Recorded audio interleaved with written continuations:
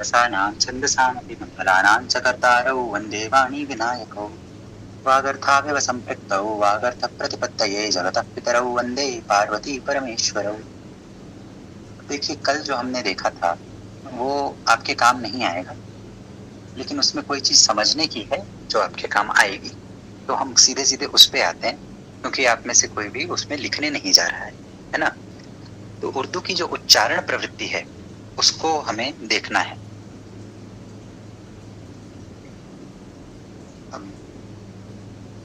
मैं आप लोगों को देखने के लिए फोन सामने रख के उसमें देख के बात कर रहा हूँ। ये बड़ा अटपटा हो गया है आवाज नहीं जाने के क्रम में। चलें, तो जो फारसी और अरबी का प्रभाव है उसको हमें जानना है, और जो देशीय प्रभाव है उसे हमें जानना है। तो हम ऐसा समझते हैं, ये फारसी और अरबी का आपके विचार से क्या प्रभाव पड़ा है, कोई बताएं। जो लिखा है आप उसे देख के भी बता सकते हैं, बिना देखे भी बता सकते हैं। आपके मन में क्या है, हो सकता है इसके अतिरिक्त भी कोई प्रभाव हो जो मैं नहीं जानता हूँ और आप मुझे बता पाए। तो आप लोग एक बार मुझे बताइए कि आपको क्या लगता है कि फारसी और अरबी का भारतीय भाषाओं पर क्या प्रभाव पड़ा होगा।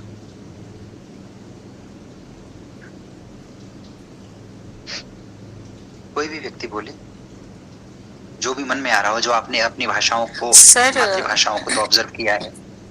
बहुत सारे शब्द ये दोनों भाषाओं से भारतीय भाषाओं में आए हुए हैं। मराठी में भी कई सारे शब्द है या हिंदी में भी शब्द है। हम लोग बहुत बार नहीं जानते हैं कि उसका मूल कहाँ पर है या मूल शब्द क्या है, लेकिन वो थोड़ा परिवर्तित होते होते आया हुआ है। लेकिन जो इनका उच्चारण है वो हिंदी या कोई भी भारतीय भाषा से काफी अलग है, ये मैं जानती हूँ। जी बिल्कुल ठीक है, बिल्कुल ठीक है। और कोई बात कोई जोड़ना चाहेगा इसमें? स्वप्निल कुछ कह रहे हैं? सर वही था, वोकैबुलरी हमारी इम्पैक्ट हुई है। जी जी ठीक है, वोकैबुलरी इम्पैक्ट हुई है। नई छवि कहिए। जी, यही लगा है, जैसे हिंदी हम शुद्ध हिंदी बोलते हैं ना, तो उसमें हम धन्यवाद बोलते हैं, पर ये उर्दू का वो जो मिश्रित होके हम शुक्रिया भी कभी कभार सुनने को मिलता है हिंदी में, जबकि शुद्ध हिंदी में हमें संस्कृत वर्ड का ज्यादा मिलता है। पर उर्दू और फारसी और अरबी से प्रभावित जो उर्दू है, तो मतलब उर्दू आई है तब उर्दू हमारे हिंदी में भी आ गई है, तो उर्दू मिश्रित हिंदी ज्यादा को सुनने को मिलती है, जैसे बॉलीवुड में ज्यादा होता है ये सब, और नॉर्मली भी।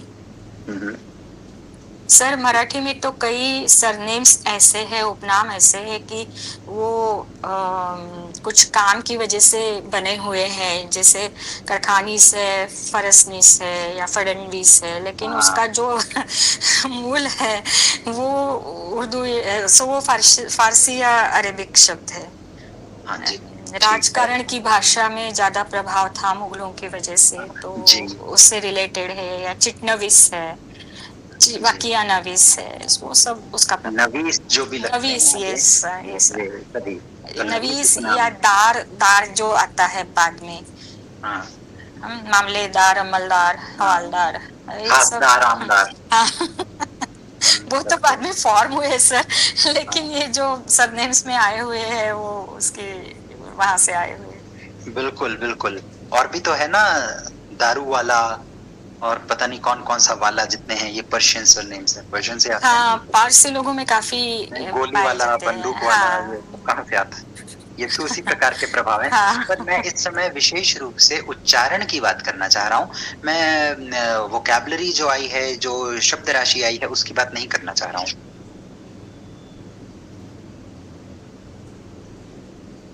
तो सर काफी सारे बॉलीवुड सॉन्ग में भी इम्पैक्ट रहता है उसका, तो हम कोलोकियली मतलब जानते नहीं उसका प्रॉपर वो, बट उससे अडेप्ट करके खुद ही का कुछ बना देते हैं। जैसे कि मुझे कुछ दिन पहले पता चला कि बहुत सारे उर्दू के प्लूरल फॉर्म्स जो हमें लगता है कि ये सही होगा, गलत फहमियाँ, खुशनसीबियाँ, जो कि मे बी राइट भी नहीं है, but this is how we have adapted, क्योंकि हम ऐसे देख के सीख गए, तो उसे हम लाते भी अपने डेली लाइफ की यूसेज में। ठीक बात है, आपने अच्छी बात बताई। जैसे बोलते हैं ऐसे हालातों में क्या करना चाहिए, हालात अपने आप में प्लूरल है, हाल से हालात होता है ना, तो हम 2 बार बहुवचन कर देते हैं। इस प्रकार की गड़बड़ बहुत करते हैं। लेकिन चलिए ये आपने एक अच्छी बात बताई, पर ये भी प्रभाव जो है ना मोनार्क, ये ऐसा प्रभाव है जो उच्चारणगत नहीं, ये मॉर्फोलॉजीगत है, ये मॉर्फोलॉजिकल प्रभाव है, वो नहीं पूछ रहा मैं। हाँ सर, मैं प्रोनाउंसिएशन में, फोनेटिक्स में क्या उच्चारण प्रभाव। हाँ आयुष बोलो। सर शायद से वो नुक्ता वाला जो मतलब जिंदगी। बिल्कुल बिल्कुल, एक चीज तो ये आ गई, ठीक है, बहुत अच्छी बात है। और कोई बात भी? वो तो सर गलती, उसका तो गलती उच्चारण होता है, और भारतीय भाषा में गटरल नहीं है साउंड्स, तो वो उच्चारण करने में कठिन जाते हैं जरा लोगों को, unless they practice it very hard. Yes yes, ये किसने कही बात अभी अभी? संध्या मैम ने। मैंने कही सर, संध्या। आपका मुंह नहीं हिल रहा है लेकिन आपकी आवाज आ रही है, आपका पूरा फेस हिल रहा है, आपके लिप्स नहीं हिल रहे, और आपकी आवाज अब आई मेरी। हाँ अब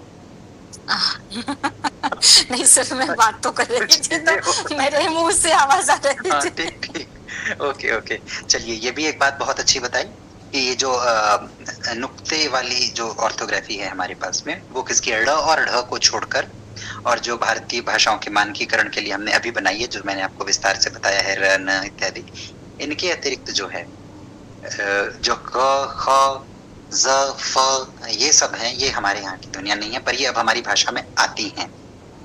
चलिए ठीक है, अब मैं आपको थोड़ा और बोलता हूँ चीज। ये हमने रिड्यूस किया, पहले आप लोगों ने बताया कि प्रभाव क्या पड़ा है, वोकैबुलरी का प्रभाव पड़ा है, मतलब वोकैबुलरी हमने अपना ली, कोई शब्द संपदा है, शब्द राशि है, वो हमने किसी और भाषा से कुछ स्वीकार कर ली, इनको हम क्या कहते हैं, आगत शब्द।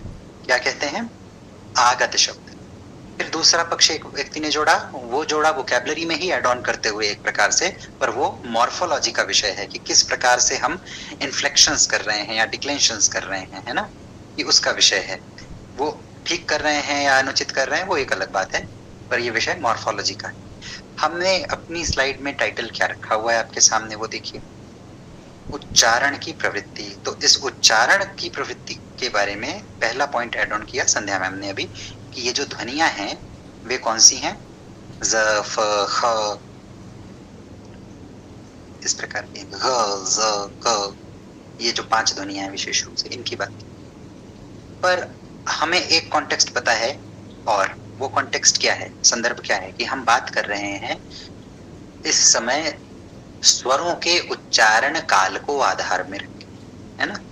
हमारा संदर्भ कहाँ है, स्वरों का उच्चारण काल, यही है ना। क्यों? क्योंकि हम मीटर की बात कर रहे हैं, हम छंद की बात कर रहे हैं। तो हमने जब सारी बातें सीख ली, सारे विभेद सीख लिए, भेदोपभेद सीख लिए कि भाई स्वरों और व्यंजनों के इतने भेदोपभेद हैं हमारी भाषाओं में, उसके बाद हमने किस बिंदु पर अपना केंद्र रखा हुआ है, फोकस कहाँ है हमारा, ध्यान कहाँ पर है, उच्चारण काल पर है ना। तो उच्चारण काल को आधार बनाकर अब आप सोचिए कि आपकी भाषाओं में कोई प्रवृत्ति है। मैंने बहुत बड़ा हिंट क्या, सब कुछ लिखा ही हुआ है सामने, मैं कह रहा हूँ बस एक बात कि इसको देख करके प्रयास करें कुछ अपने मन से कहने का। उससे क्या होगा, जो कल आपको असुविधा हुई, जो मुझे फीडबैक मिला कि कल वो बहुत बोरिंग हो रहा था क्योंकि किसी का कोई प्रवेश नहीं है, तो मैं कह रहा हूँ कि अपना दिमाग लगाएं। हाँ, पहले बोलेंगी नैशवी, फिर बोलेंगी आयुषी, और फिर बोलेंगी पौलोमी। बोलिए नैशवी। मैंने ये नोटिस किया है कि हमारे गुजराती में एक साहित्यकार है, उनका उपनाम वो गजल लिखते हैं, गुजराती लिखते थे, तो मरीज था। तो जैसे हम गुजराती मतलब हम कैसे लिखते हैं अपनी जो इंडियन लैंग्वेज में अ के साथ लिखते हैं ना, तो लिखते हैं मरीज, पर मरीज लिखते हैं पर बोलते हैं सिर्फ मरीज। उनका जो नाम होता है ना, तो उनको हम ऐसे ही बोलते हैं। फिर दर्द, जो दर्द है तो लिखते हैं दर्द, पर बोलते हैं दर्द, पूरा नहीं बोलते हो। मतलब ऐसा नोटिस हुआ है कुछ कुछ वर्ड में। बिल्कुल, कुछ कुछ में ही हुआ है कि अधिकतर शब्दों में आपको? मैंने जो सुना है उसमें तो ऐसा ही हुआ है कि पूरा लिखते हैं और के साथ, पर बोलते हैं तो ऐसा ही, जैसे मरीज, दर्द। तो ये आपको गुजराती भाषियों में अनुभव हुआ है नैशवी, या आपको ये और वो जो मतलब जो उर्दू बेस्ड जो किसी ऐसे कुछ गजल में भी ऐसे उर्दू वर्ड, गुजराती गजल हो पर उसमें उर्दू वर्ड यूज किए हैं कोई स्थान पर, वहाँ ऐसा फील हुआ है जी। तो आप ठीक कह रही हैं ये बात भी। अब आयुषी, आपने हाथ ऊपर किया था, आप बोले। सर, का लोप बहुत बार कर लेते हैं, मतलब वहां के शब्द आए हैं उसमें तो होता ही है, लेकिन उसके वजह से जो हमारे शब्द है उसमें भी हम और का लोप कर देते हैं बहुत बार। अच्छा ठीक है, और कोई बात नहीं है ना? पौलोमी बोलेंगी फिर। सर जैसे आपने लास्ट क्लास में बताया था कि संस्कृत में मात्रा का पतन नहीं होता है, बट बाकी जो भाषा में हम लोग रीजनल लैंग्वेजेस में करते हैं तो वहाँ पर जो ये मात्रा का पतन हो जाता है, ये शायद से यहीं से आया है कि पूरा पूरा हम अक्षरों को काउंट नहीं करते हैं, तो मीटर में इसका इम्पैक्ट पड़ता है। ठीक बात है। तो मोरलेस आयुषी और नैशवी ने एक ही बात हमें कही, पौलोमी ने उस कही हुई बात को एक दिशा भी दी, है ना? क्यों? क्योंकि हम छंद की बात कर रहे हैं, तो उन्होंने कहा मीटर में इसका प्रभाव भी पड़ता है। बोलने में तो प्रभाव पड़ता ही है, मीटर में और ज्यादा पड़ता है, वो एकदम दिखाई दे जाता है, आपको सामने सामने आ जाता है कि देखो ये गड़बड़ हो गई, है ना? तो अब देखिए इसको आप कैसे समझेंगे। अब मैं सीधे सीधे उस पे आता हूँ जो सामने लिखा हुआ है। देखिए उच्चारण की जो प्रवृत्ति है वो हमें स्वरों पर ध्यान देते हुए रखना है। तो यहाँ पे हमें एक्चुअली लिखना था उर्दू स्वरगत उच्चारण की प्रवृत्ति, है ना? तो स्वरगत उच्चारण में भी कौन सा? उच्चारण काल की प्रवृत्ति, है ना? अब देखिए एक तो देशीय प्रभाव है जो नीचे लिखा है, हम उसे पहले देखते हैं। ये लौकिक प्रभाव है, इसको देशीय भी नहीं कहना चाहिए। ये क्या है? लौकिक प्रभाव है। लोक जो है वो किसी भी चीज को जब बरतना आरंभ करता है, प्रयोग में लाना आरंभ करता है, तो उसमें वेरिएशंस होते हैं, उसमें व्यय होता है स्वरूप में, है ना? और उसमें उसका एक लौकिकीकरण हो जाता है क्षेत्र भेद से। तो अनेक रूप एक ही चीज के आपको प्राप्त होते हैं। कल आपने प्राकृत में इसका स्वरों के अंतर्गत तो पढ़ भी लिया था, आज आपका व्यंजन का होना था जो नहीं होगा, तो कल पढ़ेंगे आप व्यंजनों का। तो ये जो हम देख रहे हैं इस पर तो आप में से किसी को संदेह नहीं है कि एक देशजता होती है, देशीयता होती है, लौकिक आचरण होता है, लौकिक उच्चारण की प्रवृत्ति होती है, जिसके कारण हम किसका लोप कर देते हैं। अब देखिए आज तक मैं आपसे क्या कहता आ रहा था, क्योंकि हम सब लोग कौन से बैकग्राउंड से आते हैं? हम मौलिक भारतीय भाषाओं के बैकग्राउंड से आते हैं। तो मैंने आपको एक बार एक शब्द का अर्थ समझा दिया कि पद क्या होता है संस्कृत में, वो मैंने आपको बता दिया था।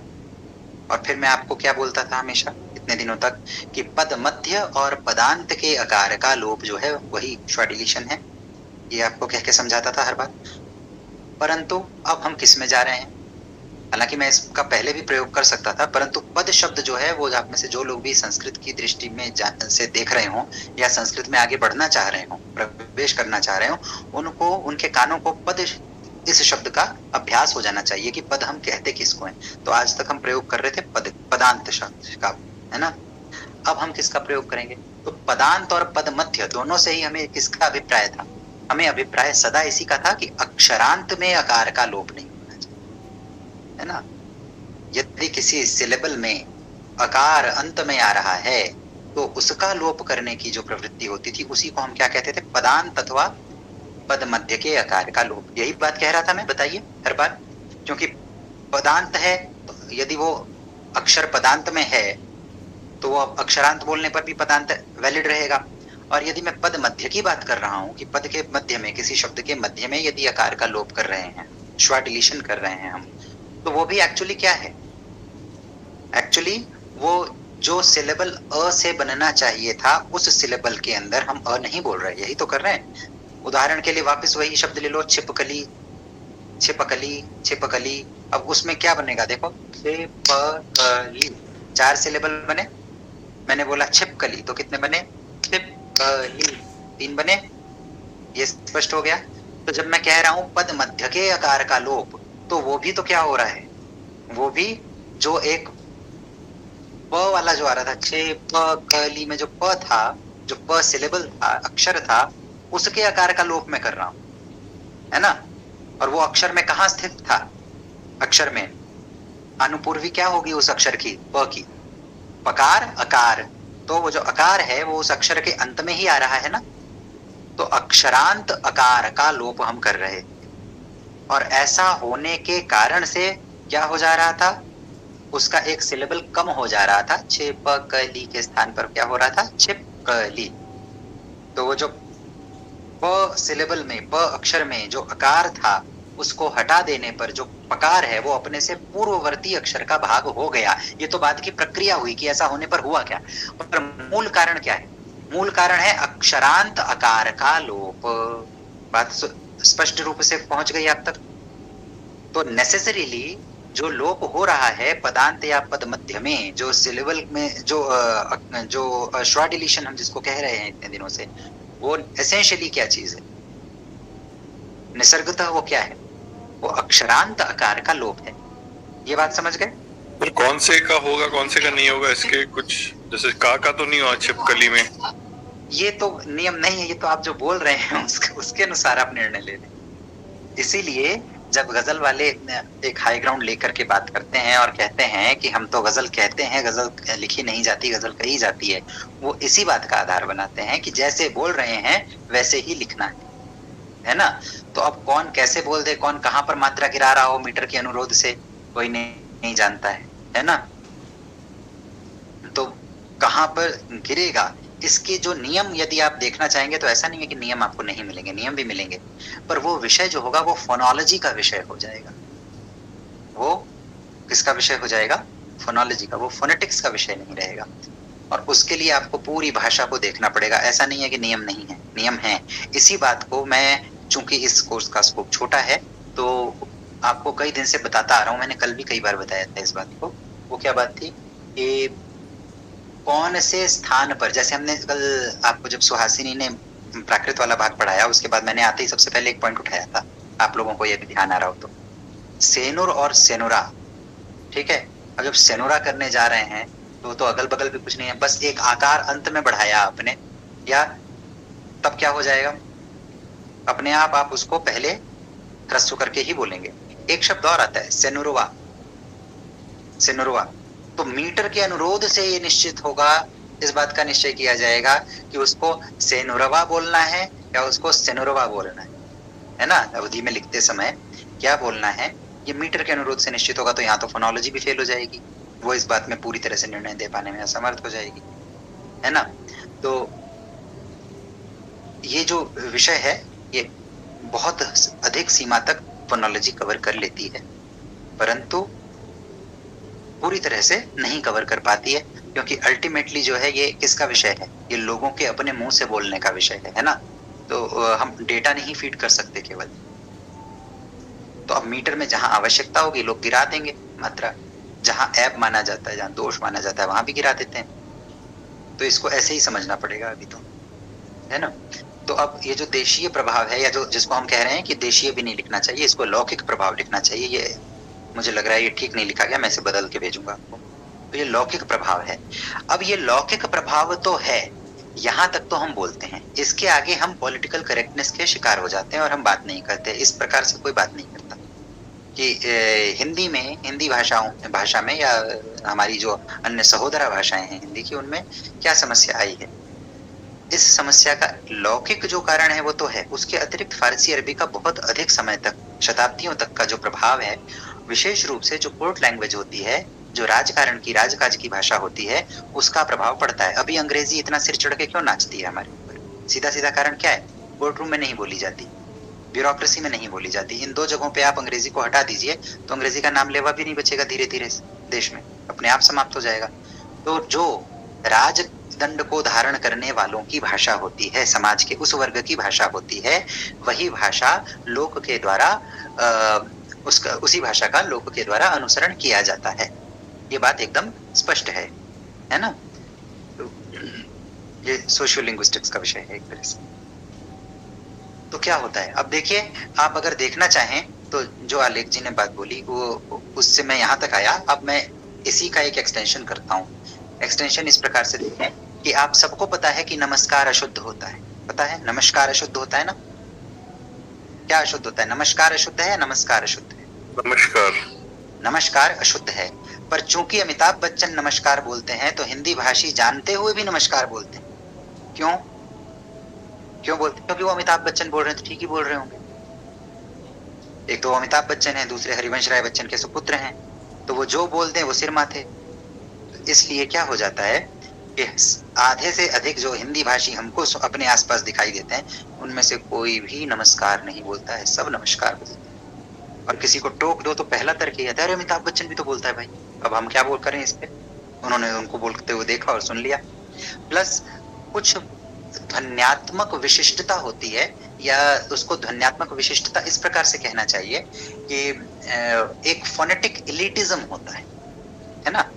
वो फोनेटिक इलिटिज्म जो है वो ऊष्म वर्णों में अधिक होता है, और इसी प्रकार से जो क्या कहते हैं ये ट वर्गीय व्यंजन होते हैं, इनमें वो कम होता है।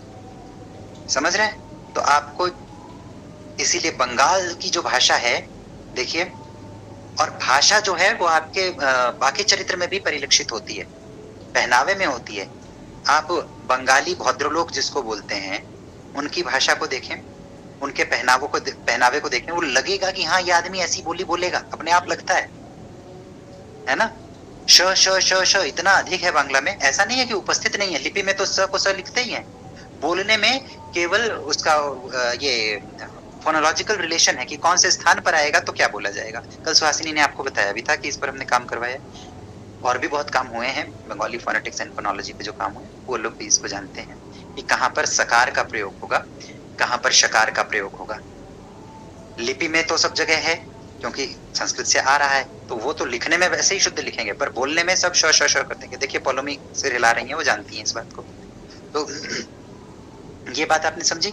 तो बंगाली व्यक्ति जब बोल रहे होते हैं सब श श कर देते हैं, उनका अनुसरण करके कई हिंदी भाषी, विशेष रूप से आप पाएंगे कि जो बिहार का क्षेत्र है, अब बिहार में चूंकि स स हो जाता है, क्यों हो जाता है? क्योंकि उस क्षेत्र का जो प्राकृत था, अवध से लेकर के बिहार तक का, उस प्राकृत में स ही होता है। अब ये बंगाली भी निकली उसी से, पर इसमें पता नहीं कहां से श हो गया बाद में, है ना। इसका कारण नहीं पता कि ये श कब हो गया, सब कुछ श कैसे हो गया, तो उच्चारण में कैसे हो गया ये नहीं समझ में आता। तो अब देखिए, आपको इसे देखना पड़ेगा कि उड़ीसा में जब आप जाते हैं तो वहां सब क्या हो जाता है, वहां पे भी श और श हैं, श दोनों हैं, पर वो तीनों को स बोलते हैं। हाँ, स ज्यादा है सर उनमें भी, स बहुत अधिक है, ट बहुत अधिक है। अब आपको बंगाली उच्चारण को फॉलो करने की प्रवृत्ति हिंदी भाषियों में दो कारणों से मिलेगी। पहला कारण तो क्षेत्रीय निकटता बहुत अधिक है ना। दूसरा कारण, उड़ीसा के साथ भी क्षेत्रीय निकटता है, छत्तीसगढ़ भी उसी बेल्ट में आता है, लेकिन छत्तीसगढ़ में ट्राइबल बेल्ट बहुत आ जाती है बीच में, तो एक बैरियर क्रिएट हो जाता है ज्योग्राफिकली, है ना। ज्योग्राफिकल कंटिन्यूटी उस प्रकार की नहीं मिलती। पॉलिटिकल मैप को देखने में मिलेगी, पर लिंग्विस्टिक मैप को देखेंगे जब, उसको कंसिडर करेंगे तो उतनी नहीं मिलेगी, या मिलेगी भी तो उड़ीसा का भी जो संबलपुरी वर्जन है, जो अब संबलपुरी बोलने वाले और उड़िया बोलने वालों में भयंकर गला काट लड़ाई चलती है, वो उसको अपनी उपभाषा है या बोली मानते हैं, और वो कहते हैं नहीं हम फुल फ्लेजेड लैंग्वेज हैं। जो उस दिन हम लड़ाई की बात कर रहे थे कोंकणी मराठी की, या जो कल हमने बात की थी संभवतः आलेख जी के साथ की थी, तुलु की और कन्नडा की, लोग उस प्रकार के झगड़े वहां भी हैं। तो वो एक बैरियर अपने आप में ज्योग्राफिकली क्रिएटेड है, तो उतना नैकट्य नहीं होने के कारण भी उतना प्रभाव नहीं आता। लेकिन जो सीधा सीधा आदान प्रदान होता है भाषाओं में, वो ज्योग्राफिकल कंटिन्यूटी के कारण होता है ना। तो अब और बंगाल के क्षेत्र में, उड़ीसा के क्षेत्र में भी रहा है, लेकिन बंगाल में ट्राइबल एरिया नहीं है लगभग, उड़ीसा में है। तो जिसको हम कहते हैं कि भद्रलोक होता है, तो भद्रलोक कैसे होता है? केवल ज्ञान विज्ञान से नहीं होता है, रुपये से भद्रलोक बनता है। जिसके पास पैसा होता है उसे भद्र माना जाता है, जिसके पास विद्या होती है उसे तो बाद में लोग पहचानते हैं, पहले तो पैकेजिंग से देखते हैं ना। जिसके घर में सामान ज्यादा रखा है वो ज्यादा अमीर है, वो जो बोले वो सिर माथे हो जाएगा। इस प्रकार से लोग प्रभावित होते हैं। तो जो प्रभावशाली व्यक्ति की भाषा है, जो उसकी स्वानिकी है, स्वानिकी मतलब जो उसकी फोनेटिक्स है या उसकी जो फोनोलॉजी है, उसके माध्यम से साधारण लोग बहुत अधिक प्रभावित होता है। तो एक समय जब हमारे पास में था जिसमें राजदंड का अधिकार, जहाँ राजदंड का जो अधिकारी है, जिसके पास में राजा का दंड है, जो उसको धारण करता है, वह व्यक्ति, वह वर्ग जो भाषा बोलेगा, उस भाषा का प्रभाव लोक में आएगा। जब उसका प्रभाव आएगा उच्चारण का, उसको लोग इमिटेट करने का प्रयास करेंगे। नमस्कार का उदाहरण बहुत सुस्पष्ट है ना। तो अब देखिए और ये जो फोनेटिक एलिटिज्म की बात मैंने की वो भी स्पष्ट है। तो इस प्रकार की बातों को जब हम समझने लग जाते हैं तब हम ये जानते हैं कि जब हमारे देश में फारसी का बहुत अधिक प्रभाव रहा, जैसा संध्या मैम ने आज एकदम आरंभ में बात हो रही थी रिकॉर्डिंग स्टार्ट करने से पहले, उस समय वो बता रही थी कि राजकारण एक वो रहा है, या बाद में भी अभी भी बताया है मैम कि राजकारण एक कारण है इसका। कि तो देखिए मराठी क्षेत्र जो है वहां पर आप लोग इस बात से अभिज्ञ होंगे कि शिवाजी ने एक राजव व्यवहार कोश का निर्माण करवाया था, जिसमें उन्होंने सब प्रयास है ना सायास इस बात की चेष्टा की थी कि मराठी में जो राजकाज की भाषा है उसे फारसी अरबी मूलक शब्दों से यथासंभव मुक्त किया जा सके। उसका बहुत प्रभाव पड़ा भी, जो आज तक दिखाई देता है। सर, उनके बाद में स्वतंत्र वीर वीदा सावरकर ने भाषा शुद्धि का बहुत बड़ा काम किया है। उन्होंने भी शिवाजी महाराज का स्वराज्य कोश जो था वो तो बहुत सीमित वर्ग, मतलब कुछ वर्ग तक ही सीमित था, सामान्य जनों में उतना वो फैला हुआ नहीं था। लेकिन बाद में जो सावरकर जी ने बहुत सारे शब्द, इंग्लिश के शब्द भी उन्होंने ट्रांसलेट करके मराठी में या हिंदी में दिए हैं। उनका बहुत योगदान है कि उन्होंने भाषा पर सही में शुद्धि का संस्कार किया। बिल्कुल बिल्कुल, Savarkar ji multi faceted personality थे, उन्होंने अनेक क्षेत्रों में भारत का उपकार किया है। तो ये बात आप उचित कह रही हैं। तो कुल मिला के मराठी में ऐसे सत्प्रयास अनेक बार हुए, एकाधिक बार हुए, है ना। अन्य भाषाओं में ऐसी चेतना रखने वाले लोग संभवतः नहीं रहे। बंगाल में होते थे, पर बंगाल वाले जो है वो राजा राम मोहन के द्वारा डस लिए गए, तो ऐसा हो गया, तो वहां गड़बड़ हो गई बहुत अधिक। वरना एक समय पे हमारे यहाँ कहा जाता था ना कि what Bengal thinks today India thinks tomorrow, ये अंग्रेजी में कहा जाता था। तो अब हम वापस लौट आए फारसी में। तो कुल मिला के जो राजव व्यवहार कोश का मैंने उदाहरण दिया, ये इसीलिए दिया। हाँ बोलो स्वप्न। सर ये पूछना था, ये आपने जो बताया उष्मा हो जाता है सशेष, ये महाराष्ट्र में भी दिखता है। अस्नार का अशनार हो जाता है, तो ये कैसे, मतलब ये जैसा आपने ओडिया और बांग्ला का भी उदाहरण दिया, ये होता कैसे? ये सब भाषाओं में होता है, सब भाषाओं में। कुछ तो देखिए इसकी प्रवृत्ति इस तरह से भी आती है कि आपका जलवायु जो है वो आपसे क्या अधिक बुलवाता है, ठीक है।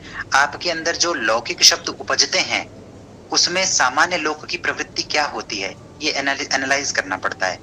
तो अब हम लोग कई बार आपको बोल देते हैं, ये अच्छा भी नहीं लगता, पर एक्चुअली सुहासिनी जी ने इसी पर काम किया है 5-6 साल तक। तो उसमें पूरे कारण हैं, जब किताब कभी प्रकाशित हो जाएगी तो हम आपको उपलब्ध करवाने का प्रयास करेंगे। तो उसमें क्या है कि ये बातें एकदम स्पष्ट है, कई 11-12 कारण हैं कि कौन सी ध्वनि किस ध्वनि में परिवर्तित होने की प्रवृत्ति अधिक रखती है ना। तो उसके अनेक कारण हैं, जैसे स्वरों में कौन से स्वर किस में परिवर्तित होते हैं, व्यंजनों में कौन से स्वर किस में परिवर्तित होते हैं, तो व्यंजनों में कौन से व्यंजन किस में परिवर्तित होते हैं। इस प्रकार की बातें जो हैं, इसके बहुत सारे कारण हैं, क्षेत्र के कारण हैं। आपकी एक लौकिक प्रवृत्ति किसी क्षेत्र विशेष में, किसी ज्योग्राफिकली बाउंड क्षेत्र में किस प्रकार से विकसित होती है या हो गई है, उसके कारण से जो अब आप नए शब्दों को अपनाएंगे जो बाहर से आ रहे हैं, तो आप कैसे अपनाएंगे। क्यों ऑफिस गुजरात में जाता है तो ऑफिस हो जाता है, यूपी बिहार में जाता है तो ऑफिस हो जाता है, एक ही क्यों नहीं हुआ। अब इसके क्या कारण है, तो वो स्टडी के कारण है ना, उसको हम यहाँ नहीं, बहुत लंबी बात हो जाती। हाँ बोलिए पौलोमी। सर मुझे ये पूछना था कि जैसे बांग्ला में जो अलग अलग डायलेक्ट्स होते हैं ना, तो जैसे एक बंगाल का एक डायलेक्ट होता है, और जो इधर होते हैं जो पुरुलिया ये सब साइड में होते हैं, उन लोगों का अलग डायलेक्ट होता है। तो ये डायलेक्ट्स में स का उच्चारण मिलता है बहुत ज़्यादा। तो मुझे ये जानना था कि जो हम लोग चोलती बांग्ला बोलते हैं, जो जिसको नॉर्मल बांग्ला बोला जाता है, वो वाला बांग्ला वहाँ से बांगाल एंड घोटी जो डायलेक्ट्स है वहाँ से आया है, या वहीं से आया, मतलब बांगाल एंड घोटी डायलेक्ट्स पहले हुआ करते थे, उससे ये चोलती बांग्ला आया है, या चोलती बांग्ला से? ये चीज मुझे थोड़ा सा हायरार्किकली नहीं। अब देखिए ये जो घोटी और बांगाल की बात कर रहे हैं ना, कर रही है ना, इसमें क्या है, ये घोटी और बांगाल जो है ये अब बहुत विकृत हो चुका है। अब जो बांगाल है वो बांग्लादेशी जो बांग्ला है, वो उधर स्टैंडर्डाइज हो गई है। तो आपने एक चीज देखी थी जब हम उस दिन कीबोर्ड्स इंस्टॉल कर रहे थे, तो दो प्रकार की बंगाली थी, एक बांग्ला बांग्लादेशी और एक बांग्ला वेस्ट बंगाल वाली, है ना। तो जो घोटी वर्जन है और उससे निकले हुए जितने वेरिएशंस हैं वो यहाँ पे हैं। या फिर देखिए ये भी नहीं कह सकते कि ये इनमें से कोई एक स्टैंडर्ड है और उससे बाकी निकले हैं, ये भी कहना बहुत अधिक कठिन हो जाता है। क्यों? जैसे अभी आज के समय में आप राजस्थान की बात कीजिए उदाहरण स्वरूप, है ना, उसी एनालॉजी को उधर घटा के देखिए। तो अब जब राजस्थान को मान्यता प्राप्त करवाने के लिए जो लोग उद्योग करते हैं, सरकार ने भी किया है, सरकार महामूर्ख है, लेकिन जो बाकी लोग प्रयास करते हैं, लोग अच्छा काम करते हैं, जो इंडिविजुअल लेवल पे कर रहे हैं, उनकी कोई सुन नहीं रहा, वो वैज्ञानिक रूप से बात करते हैं। लेकिन जो सरकार ने काम किया, तो सरकार ने भाई पता है आपको क्या काम किया? राजस्थान के सारे क्षेत्रों में जो जो भाषाएं बोली जाती हैं उन सबको बोल दिया ये राजस्थानी है, ठीक है, कहना भी इसी को पड़ेगा, हालांकि राजस्थानी नाम की किसी भाषा का अस्तित्व नहीं है। ठीक उसी प्रकार जैसे बिहारी नाम की किसी भाषा का अस्तित्व नहीं है ना। तो अब राजस्थान में कौन से प्रमुख भाषाएं हैं? एक मारवाड़ी है, मेवाड़ी है, एक वागड़ी है, एक बागड़ी है, एक ढूंढाड़ी है, एक हाड़ौती है, मालवी का भी कुछ प्रभाव आ जाता है और निमाड़ी का प्रभाव आ जाता है और शेखावाटी है। तो इतनी सारी जब आ रही हैं, दक्षिण में जाएंगे तो थोड़ी सी कच्छी भी कहीं कहीं पे टच अपॉन होती हुई सी मिलती है ना, कहीं सिंधी का टच आ जाता है। अब तो देखिए चूंकि विभाजन के बाद में देश के इधर उधर आना जाना नहीं बचा, तो इसलिए सिंधी का प्रभाव अब इतना नहीं है, लेकिन एक समय पे तो था। ये जैसलमेर वगैरह जो है, इसको सिंध के पुराने लोग जो हैं वो अपने अंदर क्लेम करते हैं कि ये हमारे क्षेत्र में है। तो अब आप एक चीज बताइए, इन लोगों ने जब किया, और जब जो भरतपुर का क्षेत्र है वो ब्रजमंडल में आता है, तो ब्रजमंडल एक्चुअली यूपी और राजस्थान दोनों में है ना। ये भरतपुर हो गया, दौसा हो गया, करौली हो गया, दौसा शायद नहीं आता, दौसा ढूंढाड़ में आता है, पर जो करौली का क्षेत्र है वो ब्रजमंडल में आता है। तो वहां आज भी ब्रज बोली जाती है, वहां की भाषा ही ब्रज है। तो जो सरकार ने काम किया वो क्या किया, एक भाषा को अगर बनाना है तो लोग क्या करते हैं, एक तो मारवाड़ी को बना लेते हैं कि मारवाड़ी बोली जा रही है, तो सारे राजस्थान में मारवाड़ी नहीं बोली जाती। इतनी भाषाएं तो मैंने आपको बता दी, है ना। आप मैं शेखावाटी के क्षेत्र में पला बढ़ा, मैं जब हाड़ौती के क्षेत्र में कोटा में गया तो मुझे एक शब्द नहीं समझ में आता था कि ये बोल क्या रहे, सब ऊपर से निकल। इतना डिफरेंस है, इतना अधिक डिफरेंस है। प्लस जो टोनैलिटी है वो बहुत ज्यादा है, वह करके आधी बातें मुंह के अंदर ही बोल जाते हैं, है ना। मतलब मैं मजाक नहीं उड़ा रहा हूँ, मैं आपको एक पैटर्न ऑफ स्पीच बता रहा हूँ कि वो इस प्रकार से बोलते हैं, ये आप ऑब्जर्व कर सकते हैं स्वयं, मुंह ऐसे फैला के बोलते हैं थोड़ा सा, है ना। तो ये हमें नहीं समझ में आया। सरकार ने दिया तो उसने पहला काम पता है क्या किया, उसने ब्रज को भी राजस्थानी भाषा के अंदर मान लिया, जबकि ब्रज के ऊपर बहुत सारा काम अलग से हो रखा है। ब्रज को अलग भाषा बनाने के आंदोलन सेपरेटली चल रहे हैं, है ना, अवधि के अलग चल रहे हैं। तो उस आप अगर राजस्थानी और ब्रज में भेद ही नहीं करोगे तो सूर्यमल्ल मिश्रण का जो काव्य आपको मिलेगा और जो ब्रज का काव्य मिलेगा उसमें आपस में कोई संबंध नहीं, बहुत दूर। डिंगल साहित्य जो मिलता है राजस्थान में, आप में से जिनके भी रूट्स राजस्थान में होंगे, यहाँ पे जो उपस्थित लोग हैं उनको समझ में आएगा कि डिंगल परंपरा में जो साहित्य आपको प्राप्त होता है उसका और ब्रज का आपस में कोई लेना देना नहीं है, इतनी अलग है वो। मिलती जुलती लगेगी क्योंकि जो लोग भाषा में प्रवेश रखते हैं उनको मिलती जुलती लगेगी, या जो लोग भक्ति साहित्य आदि में प्रवेश रखते हैं, जिन्होंने रीतिकालीन कविता पढ़ी है, उनको समझ में आएगा कि हाँ भाई इस तरह की बातें हो रही है। या वीर गाथा काल जिसको हिंदी साहित्य में कहा जाता है, उस समय का जो पढ़ेंगे साहित्य तो भी समझ में आएगा कि हाँ मिलता जुलता है। लेकिन वो अगर आप उसे अलग भाषा कहना चाहें तो आप बड़े आराम से कह सकते हैं। हिंदी उर्दू तो उससे भी ज्यादा मिलती है, पर हमारा संविधान अलग मान्यता देके रखता है, बल्कि दोनों का व्याकरण पूर्णतः एक है। हिंदी और उर्दू के व्याकरण में कोई अंतर नहीं है, एक बाल बराबर अंतर नहीं है ना, फिर भी हम उसको अलग बोलते हैं। तो सरकार जब देती है तो किसको दे देती है कि ब्रज भाषा को राजस्थानी बोल करके और उसको हाईलाइट करके बता देती है। अब क्या आप ऐसा कर सकते हैं कि इतनी सारी भाषाएं जो हैं इनमें से किसी एक को मूल मान लें और बाकियों को बोलें ये इसमें से निकली हुई, एक को आप बोल दें यही स्टैंडर्ड वर्जन है। हर राज्य में भारत में ऐसा किया गया है, मराठी में भी ऐसा किया गया है, गुजराती में भी किया गया है, बांग्ला में भी किया गया है। तो एक आपकी मानक भाषा है, एक आपकी चलित भाषा है। बांग्ला में आप बोलते हैं ना चलित भाषा।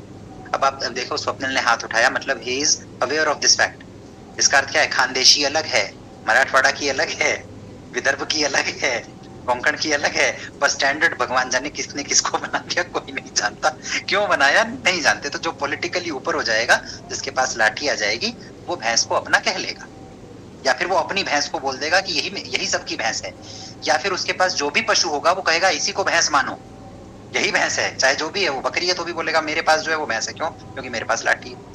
इस एक बात से आपका किस बात का रिवीजन हुआ? अभिधा लक्षणा व्यंजना का, है ना? जिसकी लाठी उसकी भैंस, इसके 3 अर्थ हैं। बताइए भैंस कौन है? ठीक है, तो आपने जो बात कही है पौलोमी, वो भी इसी प्रकार की बात है कि कौन सी स्टैंडर्ड है। अब ये मैं नहीं बता सकता हूँ कौन सी स्टैंडर्ड है, कोई भी नहीं बता सकता है। ये वही व्यक्ति बता सकते हैं जिनके पास स्टैंडर्ड घोषित करते समय लाठी थी, ये वही बता सकते हैं। तो उन्होंने जिसको भैंस कह दिया, आप आज उसको भैंस मानने पर विवश हैं। क्यों? क्योंकि मानकीकृत रूप में उसी का प्रयोग पिछले 50 साल से तो हो ही रहा है, या जब जिस भाषा का मानकीकृत वर्जन लोकार्पित कर दिया गया, उस समय से आपको उसको मानना पड़ा।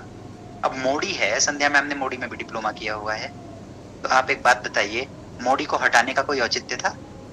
लिपि को कोई नहीं सर, कुछ भी नहीं था। एक्चुअली बात ऐसी है कि जब 1960 में भाषावार प्रांत रचना हुई और उसके पहले धीरे धीरे मतलब 59 से उन्होंने धीरे धीरे मोड़ी को हटाना शुरू किया था, और उस वक्त रीजन ये दिया कि अभी इसका कोई प्रचलन नहीं है और प्रिंटिंग के लिए बहुत ये कठिन है।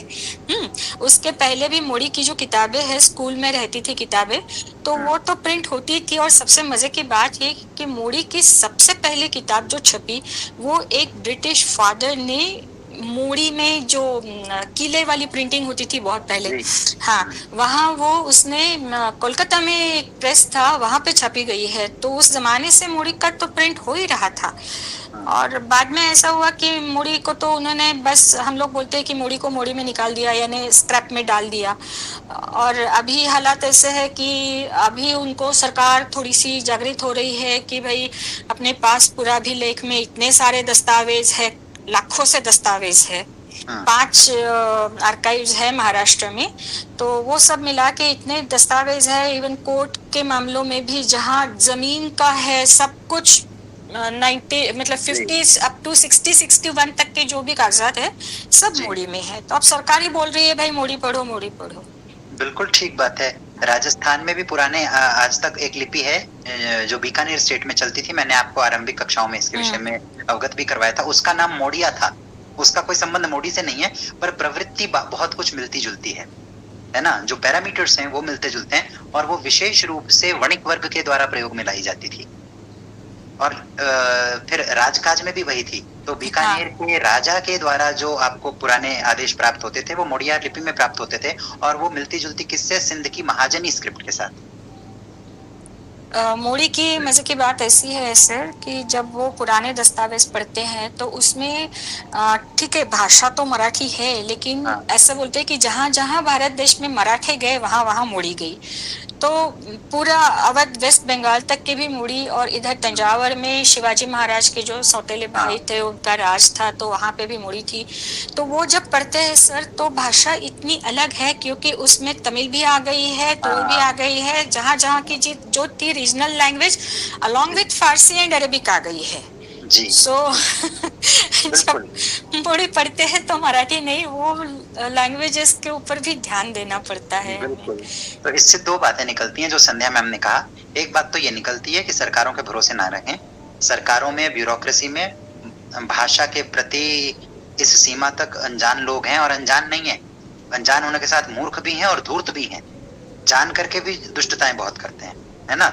जब आप भारत में जो मानकीकरण की प्रवृत्तियां चली हैं, कीबोर्ड की मैप के लेआउट तक भी, उसमें इतने वेस्टेड इंटरेस्ट हैं कि उस पर हम बात यहाँ नहीं कर सकते, लेकिन बहुत सारी गड़बड़ियां ये लोग करते हैं और इनकी अकल भी काम नहीं करती है। ये पता नहीं कौन से देश में रहकर किस देश के कानून बनाते हैं। तो मोड़ी को हटाना जो है वो बहुत ही मूर्खतापूर्ण था। वो मोड़ी का ही एक अच्छा वर्जन और बेहतर बना सकते थे, है ना?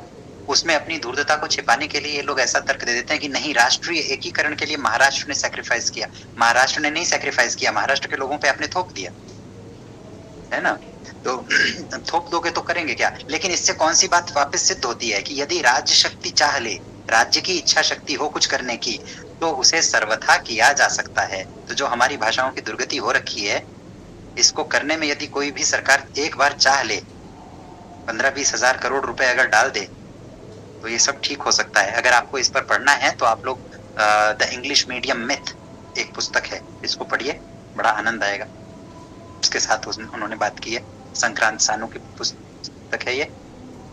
इसके पहले वर्जन में 3 लेखक थे, कार्ल क्लेमेंस, संक्रांत सानू और राजीव मल्होत्रा। अब केवल संभवतः संक्रांत सानू ही है। नए वर्जन्स जो हैं, नए संस्करण जो हैं, इसके एडिशंस जो हैं। खैर, और दूसरी बात संध्या मैम ने जो बोली उससे क्या निकलती है, वो हमें अपने विषय पर वापस लौटा के लेके आती है, क्योंकि हम लोग बहुत देर से गप मार रहे हैं, है ना। तो वो लौटा के क्या लाती है कि इन्होंने एक बात कही कि मोड़ी चूंकि अलग अलग जगह पर थी तो उसी के साथ में अरबी फारसी भी आ गई, है ना। क्योंकि उस समय अरबी नहीं, फारसी जो है वो किसकी थी, राजकाज की भाषा थी, और फारसी में अरबी मूलक शब्द भी थे। इनफैक्ट अगर आप आज जाएंगे फारस तो वहां पर आपको मिलेगा कि लोगों ने बहुत प्रयास किया है फारसी को अरबी मुक्त करने के लिए। जैसे हम यहाँ से फारसी को हटाना चाहते हैं, वो अपने में से अरबी को हटाना चाहते हैं। इसके प्रयास आज भी चल रहे हैं। और अगर कोई व्यक्ति अरबी का या अंग्रेजी का शब्द फारसी बोलते हुए कर लेता है तो उनके अंदर ये चेतना है कि वो उसको बड़ी हीन दृष्टि से देखते हैं। हम तो सोचते हैं ओ अंग्रेजी का प्रयोग कर लिया, कूल है ना। हम तो उसको माई बाप मानने लग जाते हैं, कोई टेढ़ी मेढ़ी अंग्रेजी भी बोल दे तो, भले ही उसको कुछ ना आता हो। लेकिन वहां ऐसा नहीं है, वो अपनी भाषा के प्रति सजग हैं। तो ये जो आपने बात कही, ये प्रयास पहले सबसे पहले तुर्कस्तान में यानी अभी के तुर्की में केमाल पाशा ने किया। हाँ। उनकी लड़ाई चलती है ना अरबों से। हाँ। और उन्होंने नाम भी तुर्कीये कर लिया है। तुर्कीये कर लिया, और उन्होंने लिपि हटा के सब रोमन लिपि में ला लिया। वो सब रोमन में लेके आ गए ना, पूरा रोमन में आते हैं। लेकिन अब हमारे यहाँ हम ये काम नहीं कर सकते मैम, उनके यहाँ वो कर सकते होंगे। हमारी सभ्यता में हम अगर ये काम कर देंगे तो वो चेतन भगत ने यही मूर्खता जो है करीब 13-14 साल पहले सजेस्ट की थी टाइम्स ऑफ इंडिया में एक बड़ा सा एडिटोरियल लिख करके। लेकिन मजे की बात ये है सर, उनकी भी भाषा के जो शब्द है वो भारतीय भाषा में बहुत है, यानी विमान शब्द है उनके, इसमें विमान ही बोलते हैं वो एयरप्लेन को। और जैसे हम लोग रोटी बेलने सेकने के लिए तवा यूज करते हैं तो वो तवा ही बोलते हैं उसको। संस्कृत के अतिरिक्त जो भी हम देखते हैं वो क्या है, वो मानकीकृत प्राकृत है। और बोल चाल की भाषा में जो है वो सब फिर प्राकृत है, या फिर चलित भाषा है, प्रचलित भाषा है, लौकिक भाषा है, देशी भाषा है, ये सब उसको कह सकते हैं ना। तो संस्कृत के अतिरिक्त जो भी ये सब क्या है, यदि वो प्राकृत है तो अंग्रेजी भी प्राकृत है। उस क्षेत्र का प्राकृत वो होगा, कभी बिगड़ के आगे जाके और कुछ बन गया होगा, है ना। तो जब इस दृष्टि वैभव से हम एक बार संपन्न हो जाते हैं तो हम भाषाओं को बड़ी ही भिन्न दृष्टि से देखने लगते हैं। फिर हम उनके लिए लड़ाई नहीं करते, फिर हम सबको अपनी अम्मा मान लेते हैं। तो अब क्या होता है कि गो वहां जाता है, आपको तुर्की में शब्द मिलेगा किसी को जाने के लिए इम्पेरेटिव बोलना हो तो कैसे बोलेंगे, गीत। अब वो गीत कहाँ से आया है, हमारे यहाँ तो गीत सॉन्ग है, और उनका गीत होगा तो वो तो हलंत हो जाएगा ना, उसमें आकार नहीं है। तो वो गीत होते ही क्या होगा, अपने आप आपका धातु से जुड़ाव आपको अनुभव हो जाएगा कि ये गम धातु ही वहां पर भी जाकर के और कुछ बना रही है ना। अब वो कैसे क्या बना रही है ये मैं आपको बता सकता हूँ, पर मैं अभी नहीं बताऊंगा क्योंकि मुझे अपना टॉपिक खत्म करना है। बढ़े आगे, अब कोई प्रश्न बीच में मत पूछो इस तरह का। चलो, तो अरबी फारसी में हम अरबी फारसी का जो प्रभाव आया वो कैसे आया। पहली बात इसमें है कि अरबी का प्रभाव भारत पे सीधे नहीं आता है, फारसी के माध्यम से आता है। ठीक है, अरबी का प्रभाव भारत पर सीधे नहीं आ रहा है। कहाँ से आ रहा है, फारसी के माध्यम से आ रहा है। कम से कम विंध्य के ऊपर के क्षेत्र में तो वहीं से आ रहा है बड़े स्पष्ट रूप से। अब मालाबार में अगर सीधे भी आ गया हो तो माना जा सकता है, क्यों, क्योंकि वहां पर सीधा व्यापार होता था, है ना। कहीं गुजरात में भी अगर आ गया हो सूरत वगैरह के क्षेत्र में, क्योंकि सीधा व्यापार, जो पोर्ट सिटीज हैं, जो पोर्ट एरियाज हैं, वहां पर सीधे भी अरबी का प्रभाव हो सकता है, पर वो नगण्य होगा, वो बहुत कम होगा। जो प्रमुखतम कारण है अरबी के प्रभाव का वो फारसी के माध्यम से है, उस चैनल से है।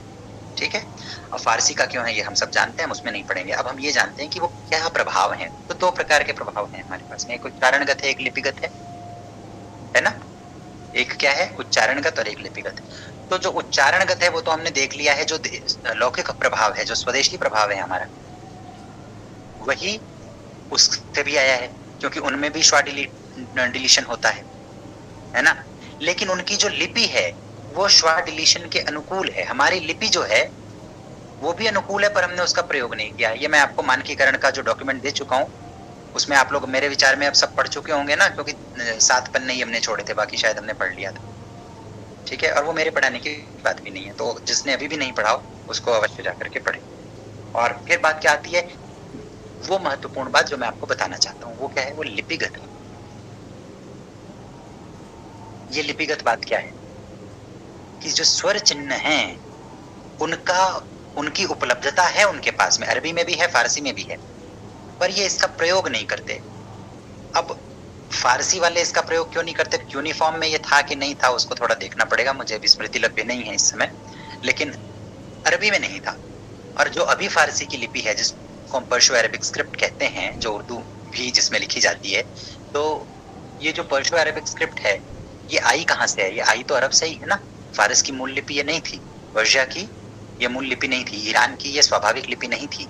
जब इस्लाम का आक्रमण हुआ है वहां पर, उस कॉन्क्वेस्ट के बाद में भाषा भी साथ में आई, भाषा साथ में आई तो लिपि भी आई। जैसे हमारे यहाँ फारसी आई है ना, फारसी आई तो लिपि भी आई, डॉक्यूमेंट्स उसी में लिखे गए पुराने, तो उसी प्रकार से वहां पर भी ये लिपि आई। लेकिन अब वहां हमारे यहाँ क्योंकि भारतवर्ष सदैव संघर्षरत रहा आक्रमणों के विरुद्ध, इसलिए हमारे यहाँ हमारी चीजें बची रही।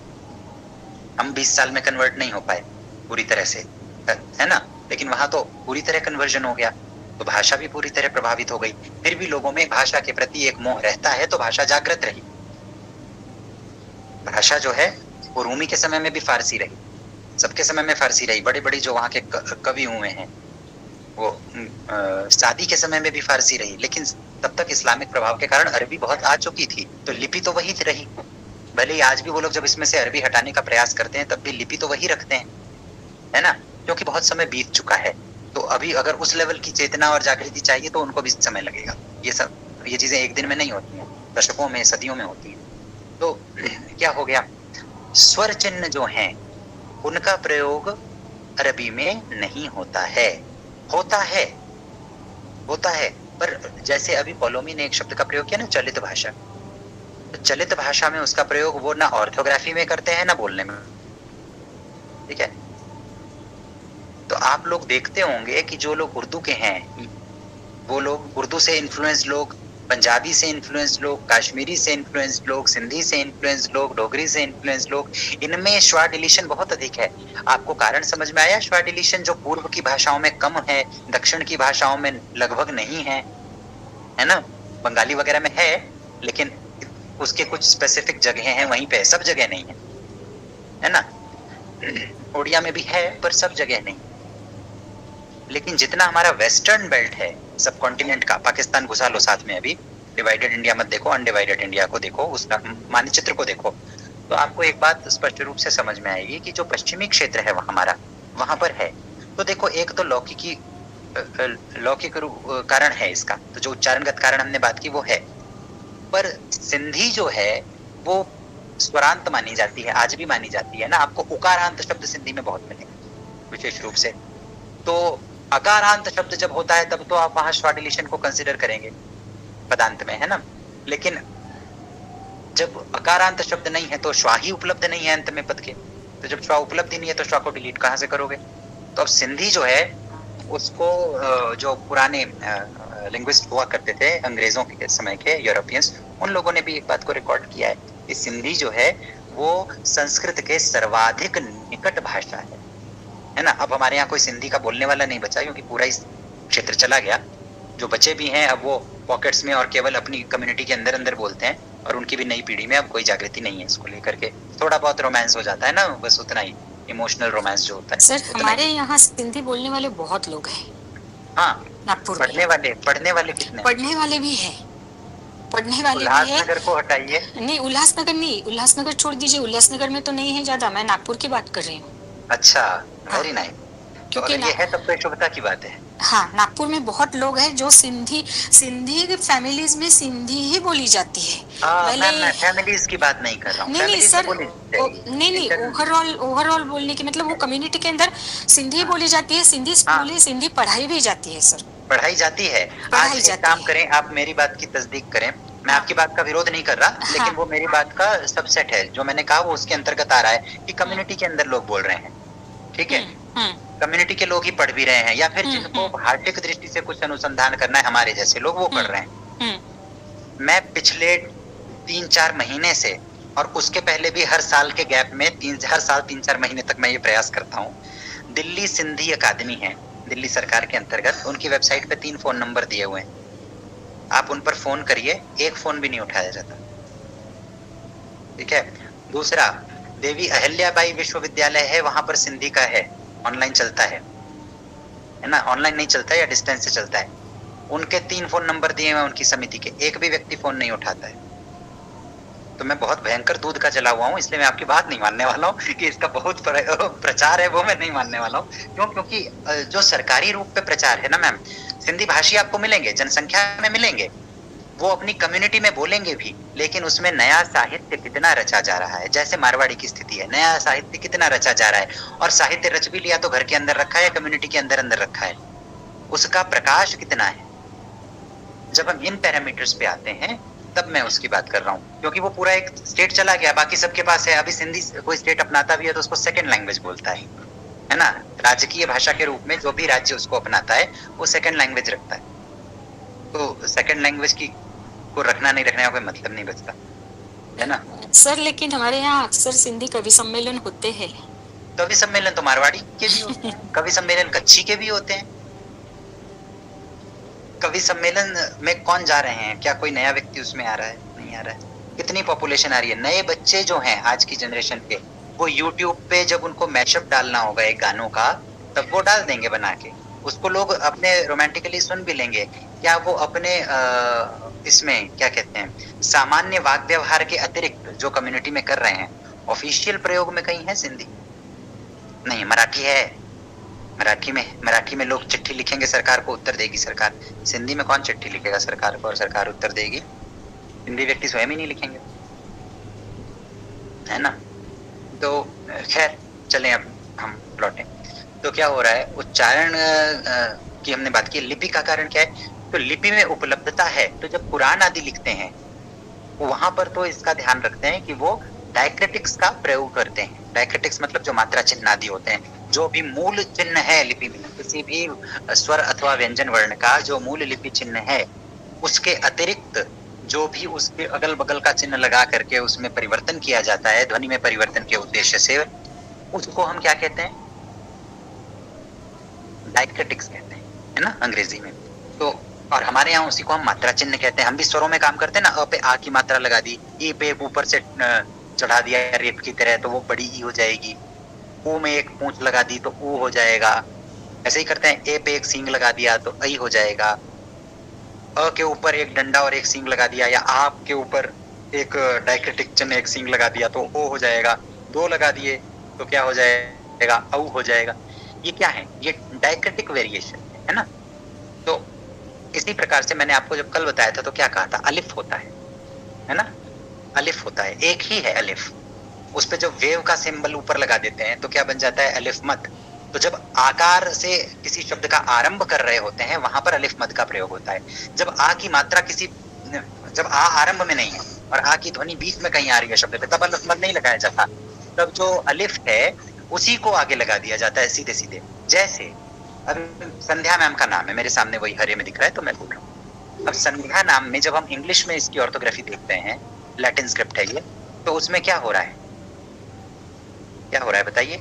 स पे स में अकार निहित है तो एस के बाद में उन्होंने ए लगा दिया। मान लेते हैं कि इन्होंने अभी हमारी जो चलती ऑर्थोग्राफी है उसमें लिखा हुआ है अभी तो SANDHYA, कायदे से जो YA वाला ए है वो कौन सा ए होगा? वो ए बार होगा ना, ए के ऊपर मैक्रॉन लग जाएगा। मैक्रॉन बोलते हैं इंग्लिश में, जो वो बार जैसा लगाते हैं ऊपर एक लाइन, उसको मैक्रॉन बोलते हैं। तो अब क्या होता है?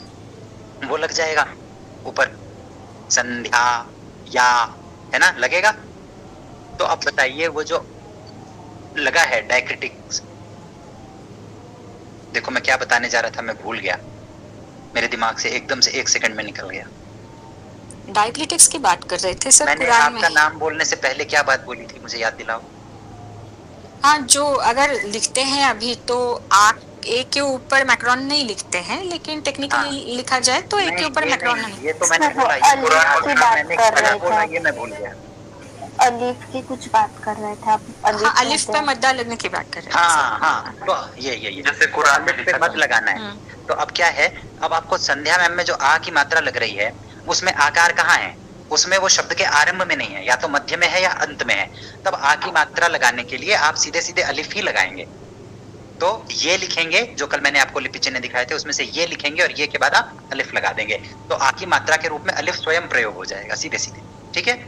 लेकिन यदि आ से आरंभ करना है, यहाँ कोई है आ से, आयुषी, आलेख, दो लोग मिल गए देखो मुझे सामने सामने, तो आलेख जी के नाम में या आयुषी के नाम में जब आरंभ करेंगे तो अलिफ से नहीं करेंगे, अलिफ मद से करना पड़ेगा, वो मैंडेटरी है। तो अलिफ मद जो होता है वो आकार का द्योतक है, शब्दारंभ में आकार का द्योतक है। ये बात समझ में आई? और अलिफ मद के मद का, जो मद अपने आप में डायक्रिटिक्स है, डायक्रिटिक चिन्ह है ना, लेकिन उसका लोप कभी नहीं किया जाता, उसका प्रयोग किया जाता है, ठीक है। अब आ जाओ साइड में, अब क्या है, छोटी ई लगानी है या स्पष्ट अ। अब जो हम कहते हैं अ की ध्वनि, 1 मिनट में आ रहा हूँ आयुषी, पहले मैं अपनी बात पूरी करूंगा वरना मेरा टॉपिक रह जाएगा, ठीक है। तो जब हमें अ की बात करनी है तो अ की बात कैसे करेंगे, अ के ऊपर हम एक चिन्ह लगाते हैं जबर। जो देखो ये जो मुतहर्रिक लिखा है ना मैंने, ये रेड कलर से जो लिखे हुए हैं, इसमें जो पहला पहला है, क्या है, पहला पहला एक टेढ़ी लाइन। तो आपने ध्यान दिया जब मैंने आपको विसर्ग वगैरह बताया, अनुस्वार बताया, अनुनासिक बताया, तो ये एक डॉटेड गोला है ना, ये फॉन्ट के कारण है, इस डॉटेड गोले को इग्नोर करो। इस डॉटेड गोले का मतलब होता है इसकी जगह पे कोई चीज आएगी, ठीक है। तो वो कुछ भी आ सकता है, तो अलिफ भी आ सकता है, काफ भी आ सकता है, मीम भी आ सकता है, नून भी आ सकता है, वाव भी आ सकता है, फे भी आ सकता है, कुछ भी आ सकता है, कोई भी स्वर आ सकता है, और कोई भी स्वर मतलब अरे अलिफ आ सकता है, और कोई भी व्यंजन आ सकता है ना, कुछ भी आ सकता है। तो जो भी आएगा आप मानेंगे उसमें अ की मात्रा मिली हुई है, समझे। जबर उसके ऊपर अगर लग रहा है तो हम समझेंगे अ की मात्रा मिली हुई है। अगर जेर लगा हुआ है, जो नीचे वाले टेढ़ा है, जो सेकंड नंबर पे लिखा है, वो अगर किसी भी हर्फ के नीचे आ रहा है तो इसका मतलब हम क्या समझेंगे, उस पे ई की मात्रा लगी हुई है, छोटी ई की, ह्रस्व ई की मात्रा लगी हुई है, उसका उच्चारण इकार। मतलब अगर मैंने काफ के नीचे ये लगा दिया तो वो हो जाएगा की, ठीक। मैंने फे के नीचे लगा दिया तो हो जाएगा फी, ठीक। और मैंने अगर ये जबर लगाया होता तो वो क्या होता, क, वो होता फ। समझ में आ रही है बातें। नून पे लगाता जबर तो होता न, नून पे लगाता जेर तो होता नी। आ रही है बात समझ पे। ऐसे मीम पे लगाता तो क्या हो जाता, म, मी। वाव पे लगाता तो क्या होता, व, वी। और अगर मैं पेश लगा देता है, जो मैंने कल आपको बताया था ना कि मैंने कल नहीं दिखाया आज दिखाऊंगा, क्यों, क्योंकि यही हमारे काम की चीज है।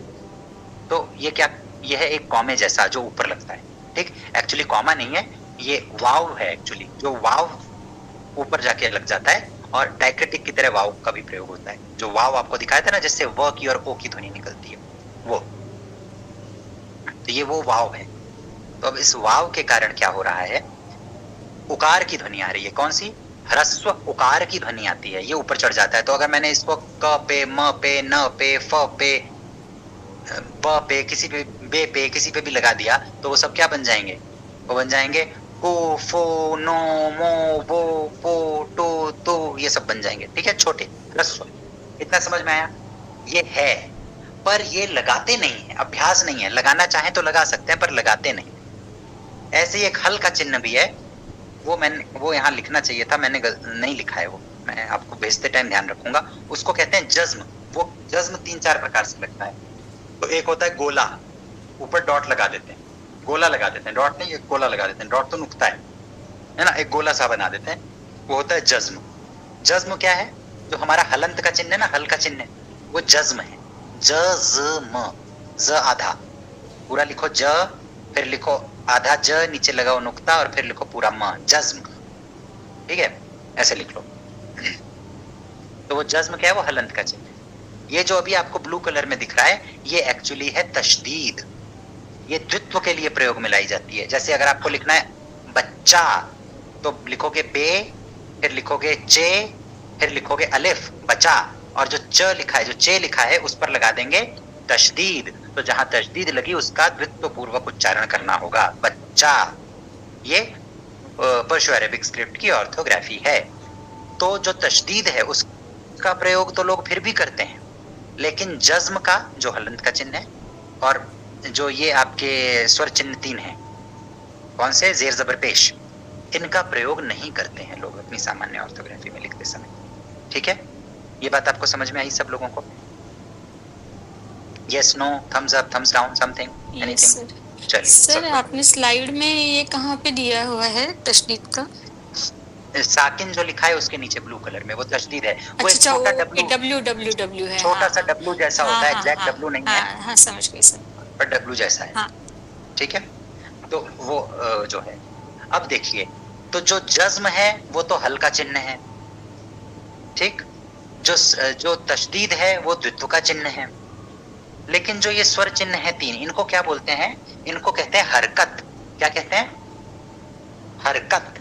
मतलब क्या कर रहे हैं कि आप एक्चुअली अलिफ ही बोल रहे हैं, आप मूल स्वर अकार ही बोल रहे हैं, पर उसमें आप हरकत डाल रहे हैं। ठीक है, आप उसमें वेरिएशन डाल रहे हैं। हरकत मतलब क्या? वेरिएशन। तो वहां पे किस तरह से कंसिडर करते हैं कि इकार, उकार, उकार जो है, ये अकार जो है उसी के वेरिएशंस हुए, उसी में आपने कुछ हरकत कर दी। अब हरकत का प्लूरल क्या है? हरकत।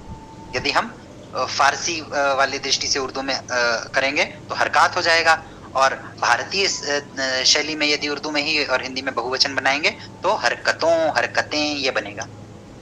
ठीक है, तो जहां पर हरकत आती हैं ऐसे वर्णों को क्या कह देते हैं हम? मुतहर्रिक। जहां हरकत है, वो हरकत रखने वाला जो वर्ण है, जो हर्फ है, वो क्या कहलाएगा? मुतहर्रिक, मुतहर्रिक, मुतहर्रिक। समझ में आया? वही लिखा है। तो इसका मतलब क्या है? स्वरयुक्त, स्वरयुक्त जो मुतहर्रिक है, चाहे अकार युक्त हो, चाहे इकार युक्त हो, चाहे उकार युक्त हो, ये जो तीनों ह्रस्व वर्ण हैं, इनका निदर्शन, निरूपण वो लोग अपनी लिपि में लिपि चिन्ह की उपलब्धता के बाद भी करते नहीं हैं। ठीक है, उनके पास है, जब करना चाहेंगे तो कर लेंगे, पर करने का अभ्यास नहीं है। तो आपको जो भी पब्लिश्ड पुस्तकें मिलेंगी उर्दू में, अरबी में, पश्तो में, सिंधी में, पंजाबी में, पंजाबी की शाहमुखी स्क्रिप्ट में, है ना, और सिंधी की भी पर्शो अरबिक स्क्रिप्ट में, और दारी में, और बलोची में, अरबी में, इन सब में क्या होगा?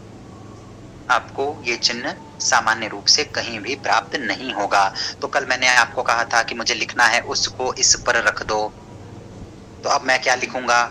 मैं लिखूंगा अस को अस पर रख दो, ये लिखूंगा। अब पढ़ने वाला उसको अस पढ़े, चाहे इस पढ़े, चाहे उस पढ़े, वो उसकी इच्छा पर है। तो वो जब अस का तो कोई अर्थ होगा नहीं, अवधि में हो जाएगा अस का अर्थ, लेकिन अवधि में हम बात नहीं कर रहे, उर्दू में कुछ होगा नहीं अस का अर्थ। तो वो क्या पढ़ेगा? वो अपने लिए, अपने हिसाब से पढ़ने को स्वतंत्र है। वो ये भी पढ़ सकता है इसको उस पर रख दो, वो ये भी पढ़ सकता है उसको इस पर रख दो। तो अब अगर उसको किसी की शिकायत करनी है, मान लीजिए 2 बच्चे झगड़ रहे हैं और उनका कोई तीसरा भाई बहन है, उसको अपनी यहाँ से शिकायत करनी है, उसने इसको मारा, तो वो बोल रहा होगा लिख करके चैटिंग में अपनी मम्मी को, मम्मी ऑफिस में, उसने आपको उर्दू में लिख के भेजा, उसने इसको मारा। अब वो उस कौन है और इस कौन है ये समझ नहीं आएगा। वो इसने उसको मारा भी पढ़ा जा सकता है और उसने इसको मारा भी पढ़ा जा सकता है। ठीक, क्योंकि अलिफ पे अगर जेर लगा है तब तो इस है, और अगर अलिफ पे वाव लगा है तो उस है, और दोनों में से किसी का प्रयोग नहीं किया है तो चाहे जो पढ़ो। ठीक, तो कॉन्टेक्स्ट से समझा जाता है। ठीक, तो जब हम भाषा जानने लगते हैं तो अब आपके मन में प्रश्न आएगा ना, क्योंकि भैया हमारे यहाँ तो मात्रा चिन्हों का प्रयोग स्पष्ट रूप से किया जाता है। अब आप देखिए कोई ऐसा क्षेत्र जहां पर डायक्रिटिक्स का प्रयोग न किया जाए, तो ऐसे क्षेत्र के लोगों को जब ऐसी भाषा बोलनी पड़ जाए या पढ़नी पड़ जाए, बोलनी तो चलो ठीक है, आप सुन के इमिटेट करोगे, बोलने का नहीं है, लेकिन डॉक्यूमेंट्स तो लिखे हुए होते थे ना। तो जब डॉक्यूमेंट्स को आप पढ़ेंगे, कोई भी व्यक्ति जिसकी प्रथम भाषा नहीं है वो उस भाषा को लिखी हुई देखकर सीखता है ना। श्रुति परंपरा को एक बार साइड में रखो। श्रुति परंपरा का मतलब ये नहीं है कि हमारे यहाँ लिपि नहीं हुआ करती थी, ऐसा बॉडमपने की बातें। डॉक्यूमेंटेशन के लिए लिपि सदा से थी, लेकिन क्या बात है कि जब ऐसी भाषा का व्यक्ति, हम आप जैसे लोग जिनकी मूल भाषा और लिपि वो नहीं है, जिनका अभ्यास अपनी लिपि में लिखते, अपनी लिपियों में लिखते समय सदा यही रहा है कि मात्रा चिन्ह को लगाना है, ऐसे लोग जब उस भाषा को पढ़ेंगे तो अभी जैसे आपको ये बात समझने में नितांत असुविधा हो रही होगी, जैसे कल कुछ लोगों को भी, मैंने जब आरंभ किया था तो मुझे भयंकर असुविधा होती थी, कुछ समझ में ही नहीं आता था कि ये क्या पढ़ना है ना। और आज भी होती है, कोई ऐसा शब्द आ जाए जो नहीं सुना हुआ है तो पता नहीं लगेगा इसमें अ बोलना है, ई बोलना है, उ बोलना है, पता नहीं लगेगा। ठीक, तो क्या करेंगे? ऐसे लोगों के साथ में एक समस्या आएगी ना कि वो इसका वेरिएशन कर देंगे, वो दोनों में से कुछ भी बोलेंगे। इसीलिए जो पाकिस्तानी लोगों को आप सुनेंगे जो पंजाबी लहजे में उर्दू बोलते हैं, है ना, आप में से जो लोगों ने भी यूट्यूब में गौरव आर्या मेजर को देखा होगा, उनको ये बात पता होगी ना, मजे से वो मजाक उड़ाते हुए यही बोलते हैं, भाई तुम पंजाबी में उर्दू। वो पंजाबी में उर्दू नहीं बोलते हैं, वो उर्दू ही में उर्दू बोलते हैं। पर समस्या क्या होती है, क्योंकि पंजाबी जेनेटिक्स है और फिर पंजाबी के अंदर भी वही एक प्रभाव आ रखा है। तो जहां तक पंजाबी में इस प्रभाव की बात है कि भाई अक्षरांत आकार का लोप कर देना है, वो तो इस देश की लौकिकता है, वो अनेक प्राकृतों में हमें प्राप्त होता है, वो प्रॉब्लम की बात नहीं है। वो हम देखते हैं हमारे लोग में सब लोग बोल रहे होते हैं। ठीक, वो एक सामान्य भाषिक प्रवृत्ति है जो संसार भर की भाषाओं में, भाषा क्षेत्रों में आपको प्राप्त होती है, दृष्टिगोचर होती है। परंतु ये जो विशिष्टता है कि सती गुरु लिखना पर सतगुरु बोलना, सती नाम लिखना पर सतनाम बोलना, ये किधर से आती है? ये फारसी का प्रभाव है भाई, इसको मानना पड़ेगा। है क्यों? क्योंकि लिख तो आप अभी भी वही रहे हो ना। लिख क्यों रहे हो? क्योंकि संस्कृत से पीछा छुड़ाने के बाद कितने भी प्रयास कर लो पर संस्कृत आपको नहीं छोड़ती, और आप खुद नहीं छोड़ पाते, क्योंकि आपका जो जेनेटिक हॉर्ड है वो संस्कृत से गुरु गंभीर प्रेम करता है, वो छोड़ नहीं सकता। तो आप लिखोगे तो अभी भी अपनी ऑर्थोग्राफी में वैसे ही, पर बोल कुछ और दोगे। तो ये बोलने का प्रभाव कहाँ से है? ये वहीं से है प्रभाव। देखिए, जब ऐसी भाषाएं जिनमें जो ऐसा लिखा जाता है वैसा बोला नहीं जाता, या जैसा बोला जाता है वैसा लिखा नहीं जाता, उनमें यह समस्या आती ही है ना। तो जो उनकी साधु भाषा का, जो उनका साधु भाषा वर्जन होगा, जो उनका स्टैंडर्डाइज्ड वर्जन होगा, जो उनका ज्ञानी जनों का वर्जन होगा, वो तो फिर भी इस बात का ध्यान रखेगा। परंतु जो जन सामान्य है, जो प्राकृत जन है, उसमें इस समझ का धीरे धीरे लोप होने लग जाएगा। इसीलिए फारसी में भी देखेंगे आप, जो पूर्व की उनकी जो भाषा है, जो वेरिएशंस हैं, जो डायलेक्ट्स हैं फारसी की, जैसे दारी हो गई, वो अधिक परिनिष्ठित है। दारी नहीं, दरी बोलते हैं ना, मैं दारी बोल देता हूँ, मेरा अभ्यास गलत है। तो जो दरी है वो क्या है? तो उनमें जो पूर्व की भाषा है उनमें अधिक परिनिष्ठता है। जो पूर्व की डायलेक्ट्स हैं वो अधिक परिनिष्ठित मानी जाती हैं, परिमार्जित मानी जाती हैं। पश्चिम की जो है वो कम मानी जाती है। क्यों? तो जब हम अब थोड़ी देर के लिए अपने को स्विच कर लीजिए कि आप भारतवर्ष में बैठकर ये बात नहीं समझ रहे हैं, यही बात आप ईरान के क्षेत्र में कहीं बैठकर समझ रहे हैं। अपने आप को संसार के मानचित्र पर लेके जाइए और अपनी अवस्थिति कहाँ पर आरोपित कर दीजिए, आज के ईरान के क्षेत्र में, फारस में, पर्शिया में, और फिर इस बात को समझिए।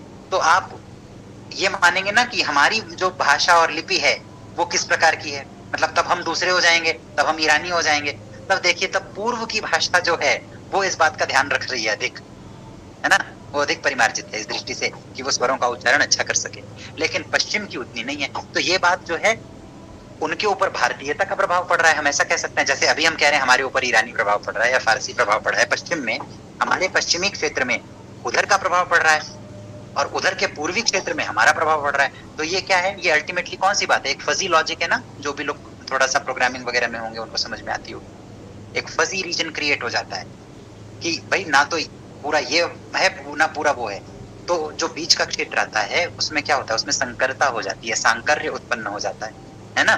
तो उस सांकर्य के कारण हम ये पाते हैं कि जो फारसी का भाषिक क्षेत्र है उसके पूर्वी भाग में इस प्रकार की उच्चारण की परिनिष्ठता अधिक है, और हमारा जो पश्चिमी भाग है उसमें उच्चारण की भ्रष्टता अधिक है। ये बात समझ में आई बात? ठीक। इसका एक कारण लिपि भी है। लौकिक उच्चारण तो कारण है ही, पर वो लिपि से और बली हो जाता है, उसको बल मिल जाता है। क्यों? क्योंकि वो जनरेशंस में और इसी प्रकार से पास ऑन होता है, और जब जनरेशंस में नहीं पास ऑन होता है तो वो जिन नए लोगों द्वारा अपनाया जाता है वो सुनने के अतिरिक्त लिखित रूप से भी प्रमुख रूप से अपनाया जाता है ना। लिखित रूप बोलने का तो समझ में आता है, ये मुझसे कोई फारसी आदमी बात करेगा तो मैं वैसे बोल के सुनूंगा, अरे सुन के बोलूंगा। लेकिन मैं उसमें प्रवेश करना चाहूंगा तो मैं अल्टीमेटली लिखा हुआ व्याकरण देखना चाहूंगा, उसमें मुझे कहीं मिलेगा ही नहीं, तो मैं वैसे ही बोलने का भी अभ्यस्त हो जाऊंगा। प्रमाण पूर्वक इस बात को मैं कहता हूँ। आपको कश्मीरी लोग बोलते हुए सुनेंगे, वो क्या आपको सुनाई देंगे कैसे? अब चूंकि तशदीद भी एक डायक्रिटिक्स है जिसका प्रयोग नहीं किया जाता। मैंने आपको कहा कि कंपैरेटिवली तशदीद का प्रयोग वो कर लेते हैं पर नहीं करते। कंपैरेटिवली करना हो तो तशदीद का फिर भी कर लेंगे, पर ये जो मैंने आपको हरकतें बताई इनका नहीं करेंगे, है ना। तो लेकिन करते तो नहीं है ना, तशदीद का भी नहीं करते, जज्म का भी नहीं करते और इन तीनों हरकतों का भी नहीं करते। तो जब किसी का भी प्रयोग नहीं कर रहे तो काश्मीरी व्यक्ति ने जब उसको अपनाया तो कश्मीर तो क्षेत्रीय पंडितों का है। भारत का जो ब्रेन हुआ करता था, सर्वोत्कृष्ट ब्रेन, वो कश्मीर में निवास करता था, है ना। ये हम सब जानते हैं, राजतरंगिणी लिखी गई, शंकराचार्य भी अल्टीमेटली वहीं जाकर के बैठ गए। ओरिजिनल शारदा पीठ अभी पाकिस्तान में चला गया ना। हाँ, शारदा पीठ वहां चला गया है, तो यूके में है अभी। तो वो शारदा लिपि वही है ना, नमस्ते शारदा देवी काश्मीर पुरवासिनी बोलते हैं हम लोग बसंत पंचमी पे। तो क्या होता है, ऐसे व्यक्ति को जब आप बोलते हुए सुनेंगे तो अपने अनुभव में आपने कभी सुना है सिंधी लोग तो बहुत फॉलो करते हैं। उन्होंने पर्शियो अरेबिक के अंदर जो इंडियन साउंड्स थी उनको डाल करके पर्शियो अरेबिक स्क्रिप्ट का और विकास कर दिया कि उसमें अलग अलग साउंड्स के लिए अलग अलग चिन्ह डाल दिए, सो दैट 1-to-1 मैपिंग हो सके, है ना। तो ये सिंधियों ने बहुत दिया है पर्शियो अरेबिक को। तो मैं जो आपसे कह रहा हूँ वो क्या है, कश्मीरी और पंजाबी उच्चारण। जब आप उसको देखेंगे तब आप पाएंगे कि कॉन्स्टिट्यूशन बोलने के बजाय कॉन्स्टिट्यूशन ऐसे बोल देंगे, समझ रहे हैं।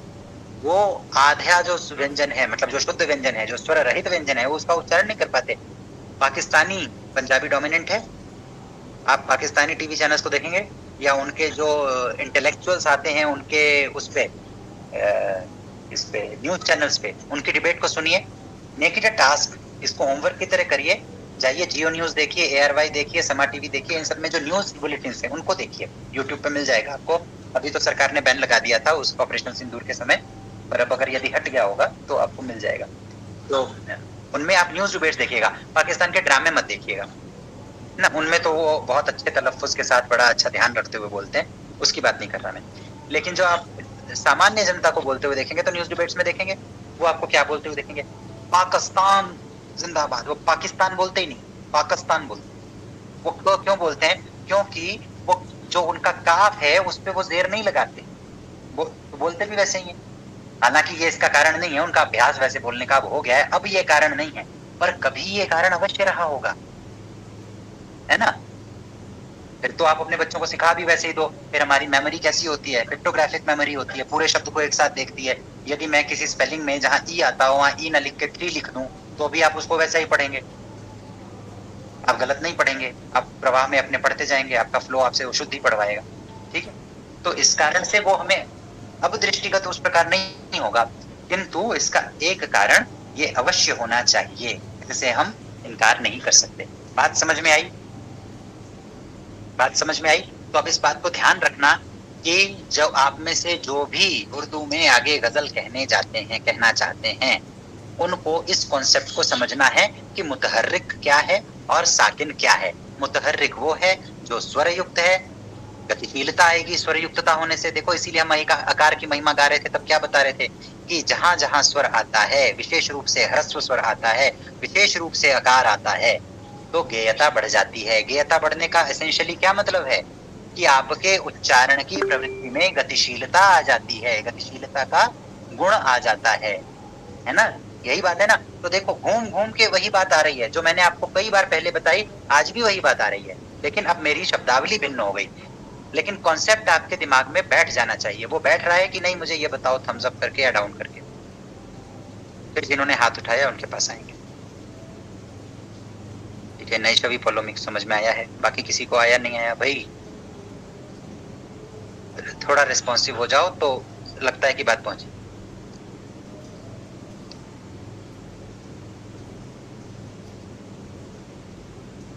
कार्तिकेय, स्वप्निल, आप लोगों को समझ में आया? अलीक जी, सब नाम बुलवाते हैं। चलो सलोनी को आ गया, नहीं आया तो थम्स डाउन कर सकते हैं, कोई समस्या नहीं है, कोई आवश्यक नहीं है कि मैं बात पहुंचाने में समर्थ रहा हूं।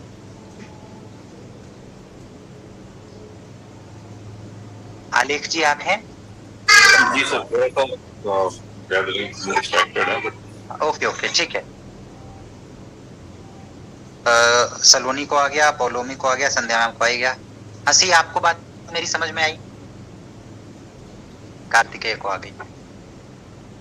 हसी आप हैं? और कौन है? मोनार्क। मोनार्क आपको आया बेटा?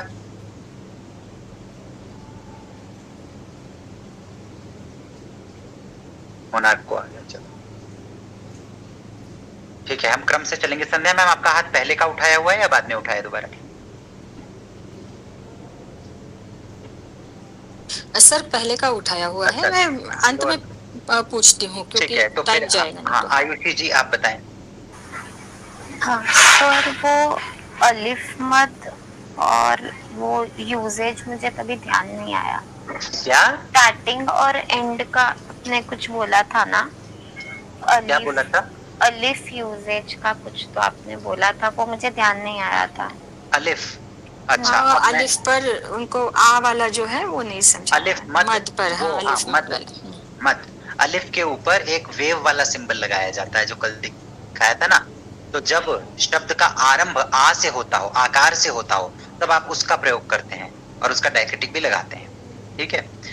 और उस अलिफ मद का प्रयोग केवल शब्दारंभ में ही किया जाता है जब आकार से आरंभ हो रहा हो। अगर कहीं बीच में आकार आता है या अंत में आकार आता है तो अलिफ मद का प्रयोग नहीं किया जाता है। वहां पर सामान्य अलिफ को ही आ की मात्रा के रूप में यूज किया जाता है और वो डायक्रिटिक नहीं होता है, उसको एक हर्फ माना जाता है प्रॉपर, और उसका प्रयोग सदा किया जाता है, उसको हटाते नहीं, ठीक है। समझ में आ गई आयुषी? सर मतलब वो जो स्टैंडिंग लाइन थी वो है?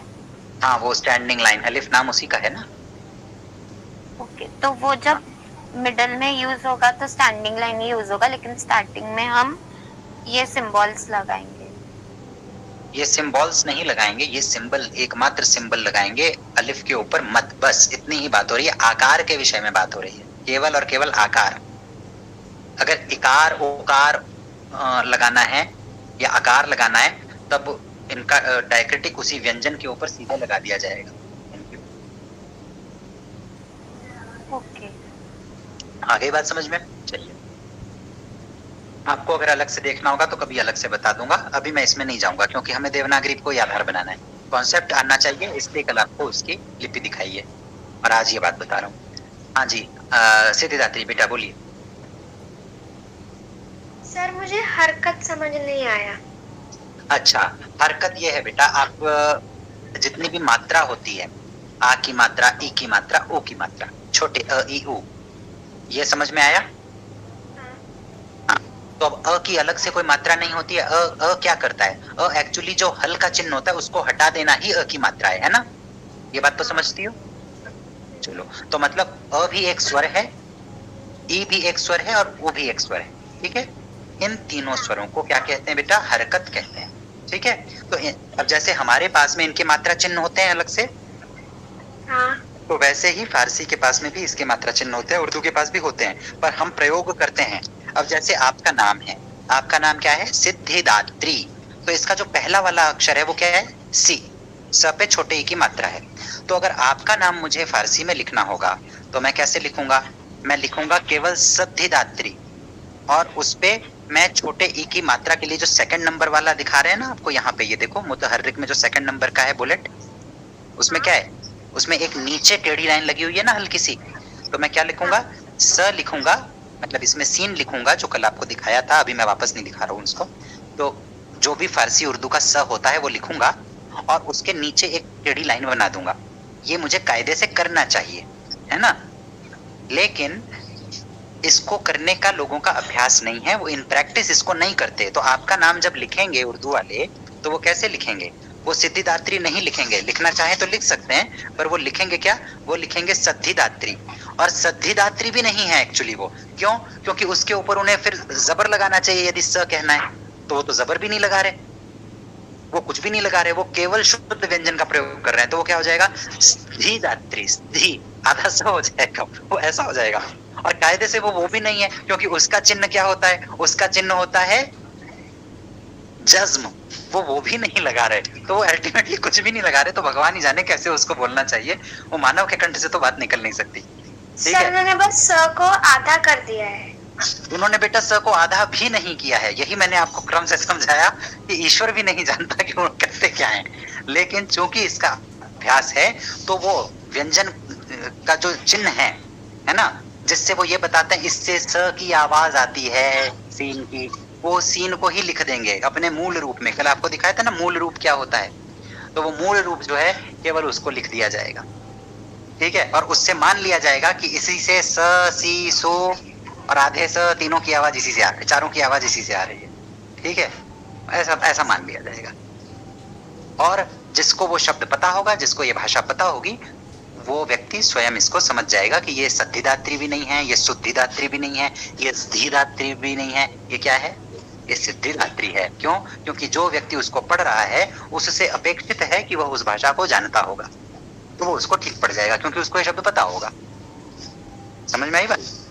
तो ये जो स्वर के चिन्ह है ना बेटा, इनको क्या कहते हैं? इनको कहते हैं हरकत। तो ये जो ई, उ और अ की मात्राएं हैं, अ ई उ की मात्राएं, छोटे अ ई उ की, ह्रस्व अ ई उ की, इन मात्राओं के लिए क्या बोलते हैं?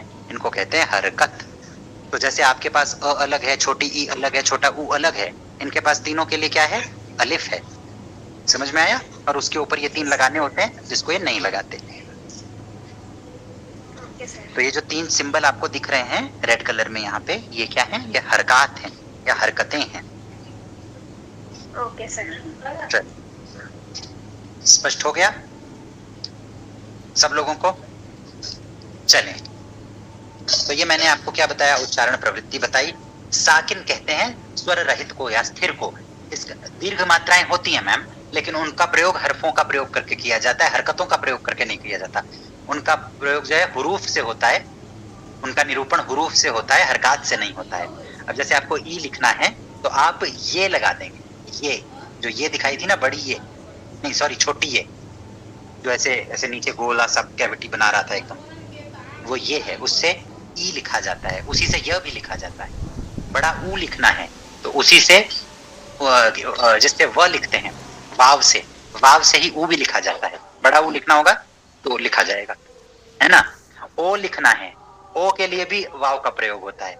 तो जो हमारी पश्चिमी भाषाओं की भ्रष्टता देखते हैं, वो आप ये भी देखेंगे कि लिपि परिवर्तित हो जाने से भी एक ये भ्रष्टता आती है। क्यों? क्योंकि भाई लिपि तो काश्मीरी की परिवर्तित हो गई, पंजाबी की आपने शाहमुखी लिपि कर ली, सिंधी की भी पर्शो अरेबिक लिपि कर ली, पर ये सब लिपि करने के बावजूद जो बोलने वाली जनता थी उसने बस रिलीजन ही तो कन्वर्ट किया था, बाकी क्या कन्वर्ट हुआ था? बाकी भाषा का संस्कार तो वही था भाई, जैसे लिख रहे हैं वैसे पढ़ना है ना। तो जो दीर्घ हैं वो है, तो ओ व उ ये सब आपस में बदल जाते हैं।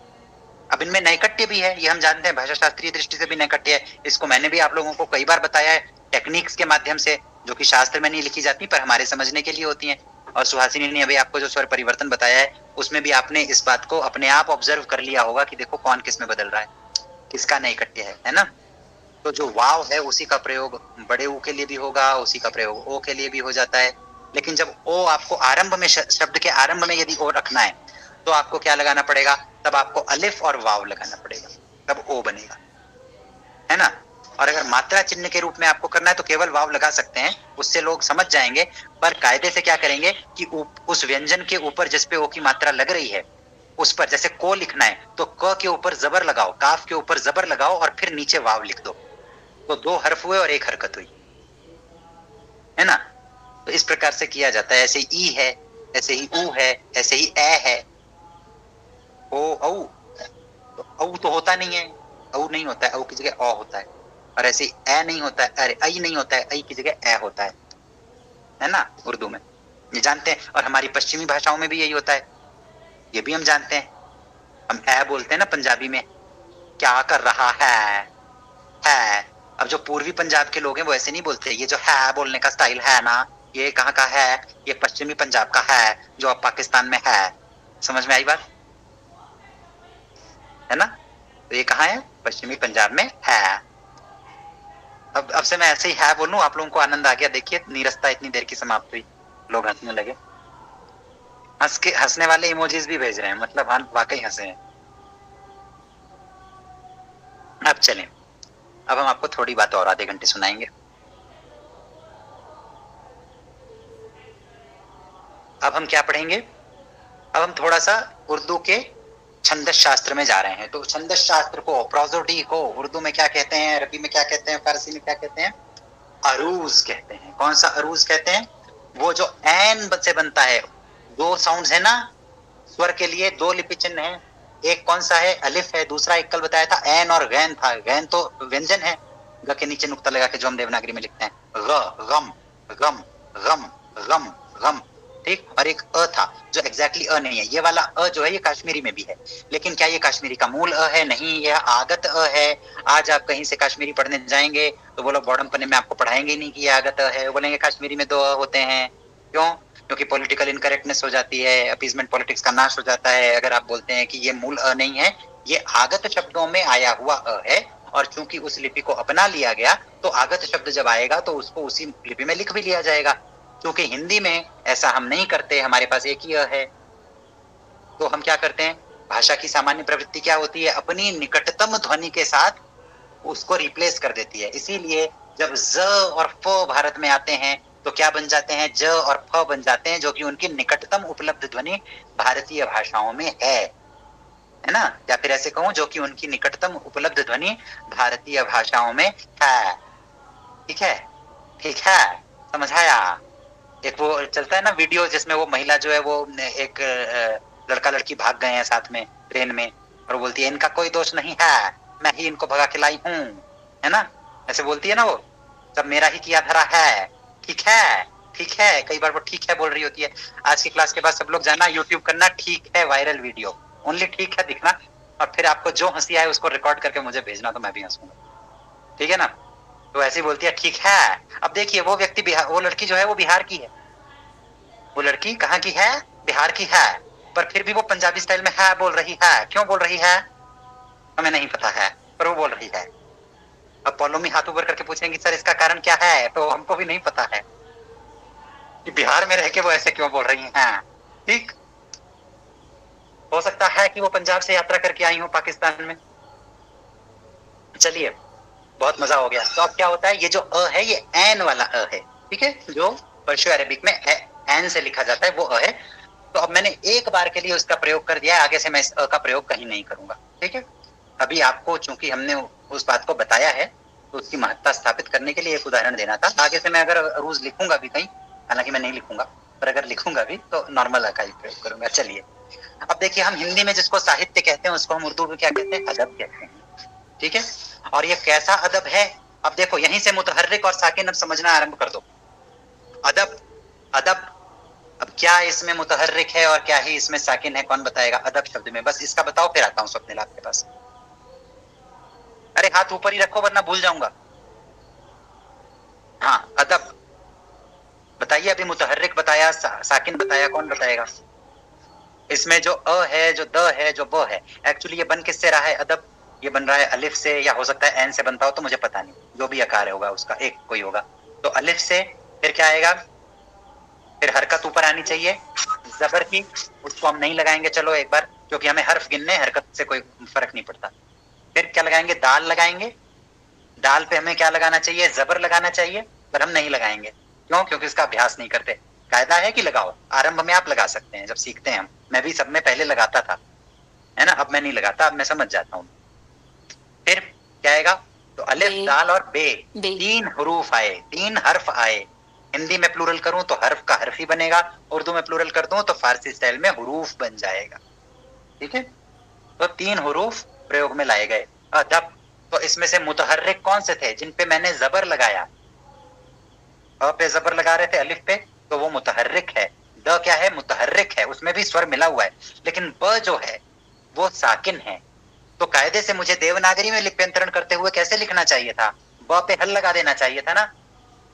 ठीक है, तो सत्यानाश हो किसका, देवनागरी का मानकीकरण करने वाले केंद्रीय हिंदी निदेशालय का, जिसने भर भर के पाप किया है और मानकीकरण ऐसा कर दिया कि हम डिलीशन को समझते नहीं, हम इसको ब पूरा लिख देते हैं। ठीक, तो उनका सत्यानाश हो सो हो, पर हमारा ना हो। हम जान गए इस बात को, तो अब हमारा नाश नहीं होगा। ठीक, तो हमने क्या समझा कि हम देवनागरी में भले ही ऐसे लिख रहे हो, अब मैं चाहूं तो मैं इसको उस तरह से लिख सकता हूं जैसे हम बोल रहे हैं वैसे लिखना चाहिए, पर मैं इसको ऐसे लिख इसलिए नहीं रहा हूं और ना ही आगे कभी लिखूंगा, क्योंकि आपका पाला जिससे पढ़ना है वो ऐसे ही लिखे हुए से पढ़ना है।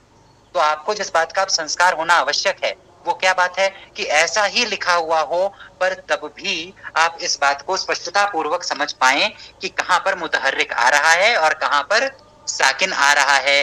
तो आज जाके आपको मेरे पिछले 15 दिन की जो कवायद मैंने की है, जो रामायण आपके साथ की है, उसका सार समझ में आ रहा होगा कि क्यों पीछे पड़ा हूं। कान की ट्रेनिंग करो, कान की ट्रेनिंग करो, क्योंकि अगर ये नहीं करोगे तो आपका उद्देश्य अल्टीमेटली छंद को समझना है। छंद को समझना उद्देश्य है तो इसका ये मतलब नहीं है कि केवल संस्कृत को समझना है। भारत में जितने प्रकार की प्रोसोडी है सबको समझना है।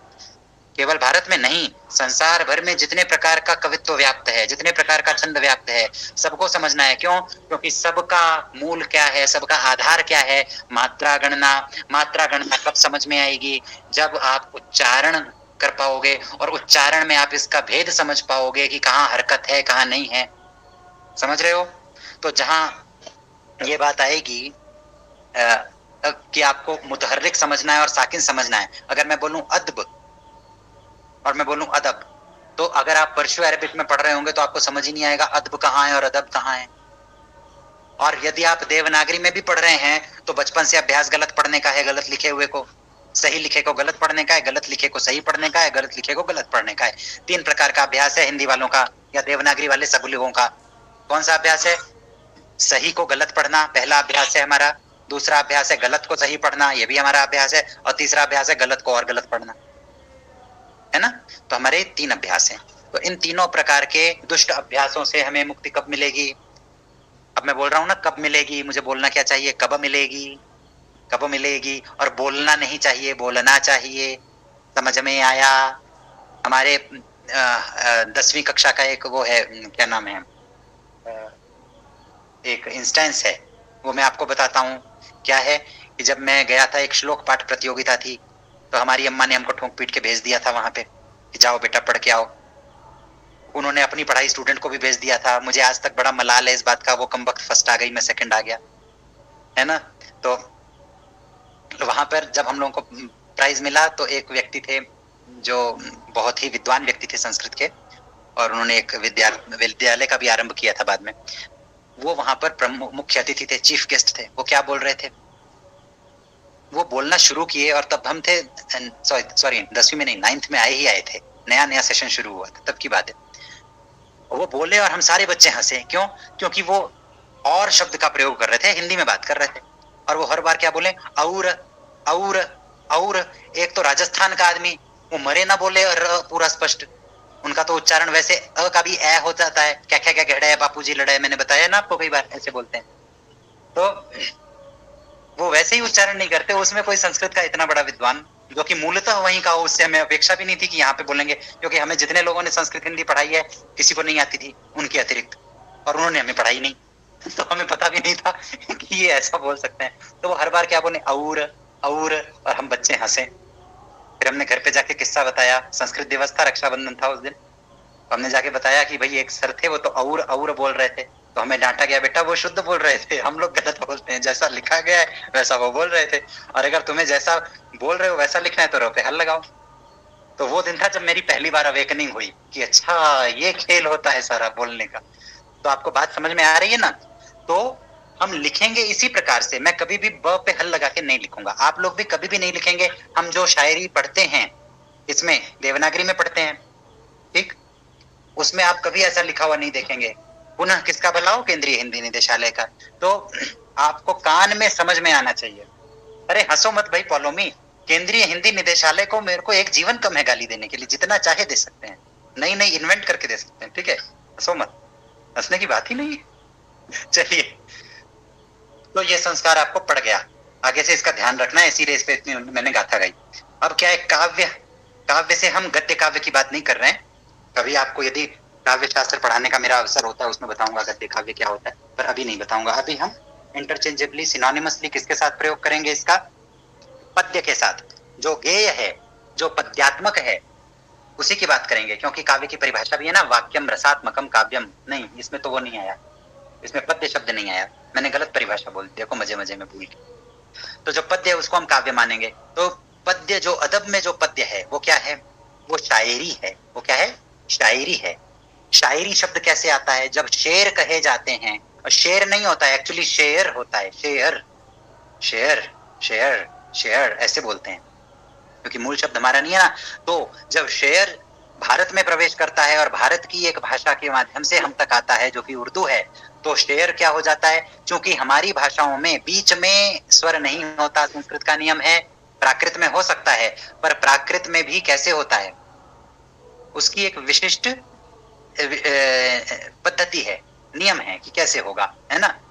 अब हमारे यहाँ भी देखिए प्राकृत का ही नाम पाई हो जाता है, तो अंत में हमारे यहाँ भी अ आता है, पर हमारी स्वाभाविक प्रवृत्ति जो है वो कैसी है, बताइए कैसी है, कि बीच में स्वर हम नहीं लेके आते, इसीलिए जो शायरी शब्द बनता है वो क्या हो जाता है, वो हम उसको शायरी बोल देते हैं। शायरी क्यों बोल देते हैं, लॉजिक लगाओ, जो शुरू में आपको जब अर्धस्वर पढ़ाए थे तब मैंने तकनीक बताई थी कि ये इसका काउंटर पार्ट है ना, यण संधि में इसीलिए जो है ई का य क्यों होता है, क्योंकि वो उसका काउंटर पार्ट है। शास्त्र ऐसे नहीं बोलता ये काउंटर पार्ट है इसलिए हो जाता है, भेजा लगाने का, ठीक है ना, भेजा अप्लाई करते हैं तो सब घुस जाता है दिमाग में, अपने भेजे में सब भेजा जाता है, तो भेजा अप्लाई करेंगे तो हम क्या पाएंगे कि ई जो है वो य बन जाता है। तो जब अभी आप जब नए लोग लिखने वाले आते हैं ना, आपको फेसबुक पे घणे मिलेंगे ढेर सारे, मैं कैसे बोल रहा हूँ, ऐसे नहीं बोलना चाहिए, सॉरी। तो फेसबुक पे आपको बहुत लोग जो नए लिखते हैं वो बड़े इस बात के लिए पर्टिकुलर होते हैं, क्योंकि क्या बोलते हैं, एक हमारे यहाँ कहावत है, नया मुल्ला ज्यादा अल्लाह अल्लाह करता है, तो जिसको नया नियम पता होता है उसका ज्यादा पालन करता है ना, ये कहावत है कॉलोक्वियल। तो क्या हो जाता है बताइए, शायरी वो जानबूझ के लिखते हैं, तो हमने भी अभी जो है नया सीखा है, तो हम भी ऐसा ही कर रहे हैं, हालांकि हमें इतना भी नया नहीं सीखा है, पर आप नया सीख रहे हैं इसलिए मैंने इसका प्रयोग सायास किया है, ठीक है, जिससे आप इस बात को समझते रहें। अब क्या हो रहा है कि शायरी वो हो गया, ये हमने मजे में बता दी, तो ये पद्य है, ठीक। एक शब्द आपको मिलेगा, आप में से जो भी उर्दू वाले हो या उनसे आपकी उनसे निकटता हो, सुखन को भी क्या कहते हैं, सुखन, स पे छोटे हो की मात्रा, फिर खुदा वाला ख, नुक्ते वाला ख, और फिर न, सुखन। अब इस सुखन में क्या मुतहर्रिक है और क्या साकिन है, स, सुखन का सुत, ये तो मुतहर्रिक है, ऊ की मात्रा लगी रही है, स्पष्ट दिख रहा है। तो हमें ये जो मुतहर्रिक और साकिन है, जब हम देवनागरी में लिखते हैं तो हमें कब समझना है, केवल आकार के संबंध में समझना है। इसीलिए पहले दिन से आपके पीछे नहा धो के पढ़ा हुआ हूं कि आकार को समझो, श्वा डिलीशन समझो, क्यों, क्योंकि उसका उद्देश्य मुझे कोर्स के अंत के इस भाग में आने वाला था। समझ में आ रही हैं बातें? अब मजा आ रहा है कि भाई क्यों ये आदमी इतना बुरी तरह पीछे पड़े रहता था, भिगो के इसलिए पीछे पड़े रहता था कि अगर 15 दिन अभ्यास हो जाएगा इस बात का, तब आज की बात आपको अधिक समझ में आएगी। जिनको अभी भी नहीं समझ में आ रही है उनका हम कहीं विधि कुछ तो नहीं कर सकते, अभ्यास करो बोलने का, तब समझ में आएगा, है ना। तो क्या होगा, एक शब्द आएगा सुखन। अब सुखन में हमने क्या देखा, मुतहर्रिक। बताओ जी, कौन बताएगा, देखें सुखन में, स्वप्निल और संध्या मैम के अलावा कौन बताएगा, सुखन शब्द में मुतहर्रिक क्या है और साकिन क्या है, बताओ। हाँ जी, किसने हाथ ऊपर किया, पौलोमी, बताओ। सर स मुतहरिक है, फिर ख भी है, ख के ऊपर जबर लगेगा, और न जो है वो साकिन है। शाबाश, बहुत ही बढ़िया, मतलब मेरा कॉन्सेप्ट आप तक पहुंच रहा है। अब जिन तक नहीं पहुंचा या जिसने एक भी बार हाथ ऊपर नहीं किया, वो कम से कम बता तो दो कि जो पौलोमी ने बात कही है भी वो बात सही है, और वो बात आप लोगों को भी समझ में आई थी कि नहीं आई थी। जैसी उन्होंने बताई वैसे आपको समझ में आ गई थी। यदि आप थम्स अप करेंगे तो मैं मानूंगा कि मेरा आज का पढ़ाना सफल हो गया और 15 दिन तक का पढ़ाना सफल हो गया। यदि ये बात आपको नहीं समझ में आई तो आगे आप गजल में नहीं जा सकते, आपको कुछ भेजे में नहीं जाएगा। तो सलोनी आपको आई, नाम पूछूंगा का। जो पौलोमी ने बताया आपको भी वैसे समझ में आया था, जल्दी जल्दी बताओ। जी सर। आया, ठीक है। आस्था ने थम्स अप कर दिया, इनको आ गई। आलेख जी ड्राइव कर रहे हैं तो कोई बात नहीं है, चलिए। आयुषी ने थम्स अप कर दिया, मोनार्क ने कर दिया। हंसी आपको समझ में आया? आपको पहले वाला भी आया या नहीं, मुझे अभी तक नहीं पता है, क्योंकि आपने उस समय भी कुछ नहीं बताया। नई छवि, स्वप्निल, चलिए इतना सब रिपीट होगा। क्या रिपीट करूं, बोलिए। कौन सी बात की है? अभी जो मैंने आपको, जो अभी पौलोमी ने कहा कि मैं अगर आपसे पूछ रहा हूं, सुखन शब्द मैंने आपको कहा, इसमें क्या मुतहर्रिक है और क्या साकिन है?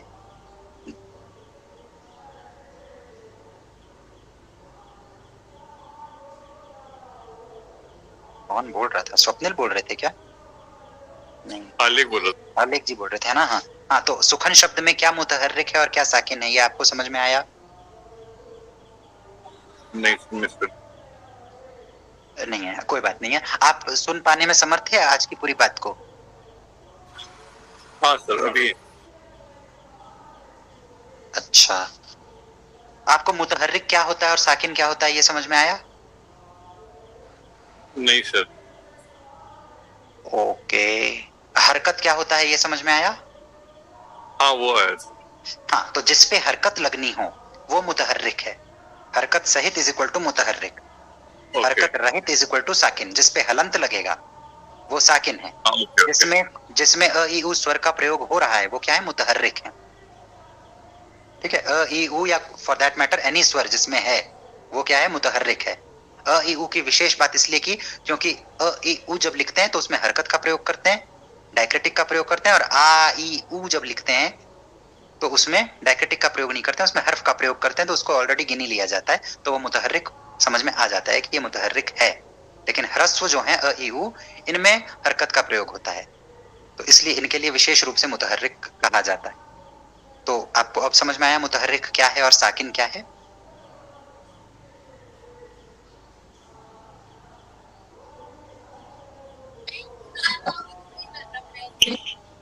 तो कौन सा था सर जिसमें आप म्यूट हैं। हाँ ये साकिन और मुतहर्रिक समझ में आया। अब कौन से वर्ड पे आप मैं पूछ रहा हूँ, सुखन शब्द मैंने आपको कहा, सुखन। अब इसमें आप मुझे बताइए, हाँ, क्या मुतहर्रिक है क्या साकिन है?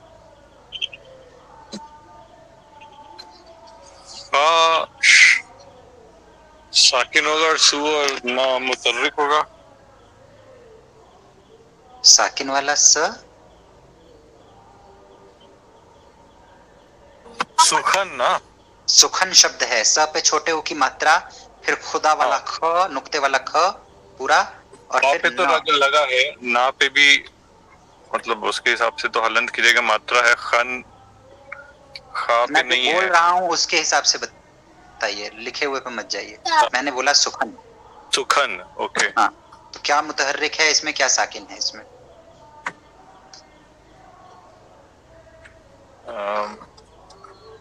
ओके, तो सु पे होगा और खा और ना पे नहीं होगा, तो नहीं, समझिए, देखिए सुखन में क्या होगा, सु में तो देखिए हम सीधे सीधे हम देवनागरी में कर रहे हैं ना ये काम, इसलिए हमें कठिन पड़ रहा है, तो उसी की टेक्निक में आपको समझा रहा था कि स पे तो उ की मात्रा आपने लगा दी, तो आपको गिवन है कि भाई इसमें तो है हरकत है ना, स्पष्ट है। प्रॉब्लम आपको उ और ई की मात्रा से नहीं होगी, वो तो आपकी लिपि में होता है, वो आप समझ जाएंगे। प्रॉब्लम होगी आपको अ नहीं, जो जबर नहीं लगाते हैं, या हम भी अ की हमारे पास कोई मात्रा नहीं होती है ना, और हम श्वा डिलीशन कर देते हैं अपनी भाषा में भी, इस कारण से जो अकार है उस पे आपको समस्या आएगी। तो उस समस्या से डील करने के लिए मैंने ये सारा कॉन्सेप्ट भी बताया, क्योंकि आगे उर्दू में जब आप जाते हैं तो आपको गजल में भी ये सारे कॉन्सेप्ट समझने पड़ेंगे। तो जब हम बोल रहे हैं तो बोल कर देखिए कि आप किसको हलंत बोल रहे हैं, क्योंकि लिखेंगे तो हम ऐसे ही, है ना। तो मैं न पूरा लिखूंगा, ख पूरा लिखूंगा, लेकिन मुझे ये पता तो होगा मैं किसे पूरा बोल रहा हूँ और किसे पूरा, किसे स्वर युक्त बोल रहा हूँ और किसे स्वर रहित बोल रहा हूँ, किसे अकार युक्त बोल रहा हूँ किसे अकार रहित बोल रहा हूँ। तो सुखन में आप कैसे बोल रहे हैं? ना को मतलब बिना पूरा नहीं बोल रहे हैं। हाँ, न को पूरा नहीं बोल रहे हैं, तो न एक्चुअली साकिन है ना। और ख जो है, ख क्या है? मुतहर्रिक है। ठीक, भले ही आप उस पर हरकत लगाएं ना लगाएं लिखने में, पर आपको पता है कि वो मुतहर्रिक है, उस पर जबर लगता है। ठीक है, अब जैसे एक और शब्द लीजिए, आलेख जी, अदब। इस अदब में क्या मुतहर्रिक है और क्या साकिन है? अदब, हाँ, ओके, तो बा साकिन होगा, दा मुतहर्रिक होगा, आ भी मुतहर्रिक होना चाहिए। हाँ, अ तो मुतहर्रिक होगा ही, बाय डिफॉल्ट अ से आरंभ हो रहा है तो उस पर जबर लगा ही होगा, है ना। ये स्पष्ट हो गया। चलिए अब एक उदाहरण लेते हैं, एक ऐसे ही तकनीक समझ। आपका नाम है आलेख, तो जब मैं बोल रहा हूँ आलेख, हे आलेख, तब इसमें से कौन सा मुतहर्रिक है और कौन सा साकिन है? सारे मुतहर्रिक, सारे मुतहर्रिक हैं, समझ में आया। और अगर मैं बोलूंगा आलेख जी, मैं आपको रोज ऐसे बोलता हूँ ना, आलेख जी, आलेख सर, ये मैं आपको बोल रहा हूँ, हो गया। तो खकार साकिन जो हो है वो क्या हो जाएगा, साकिन हो गया, है ना, वो स्वर रहित हो गया।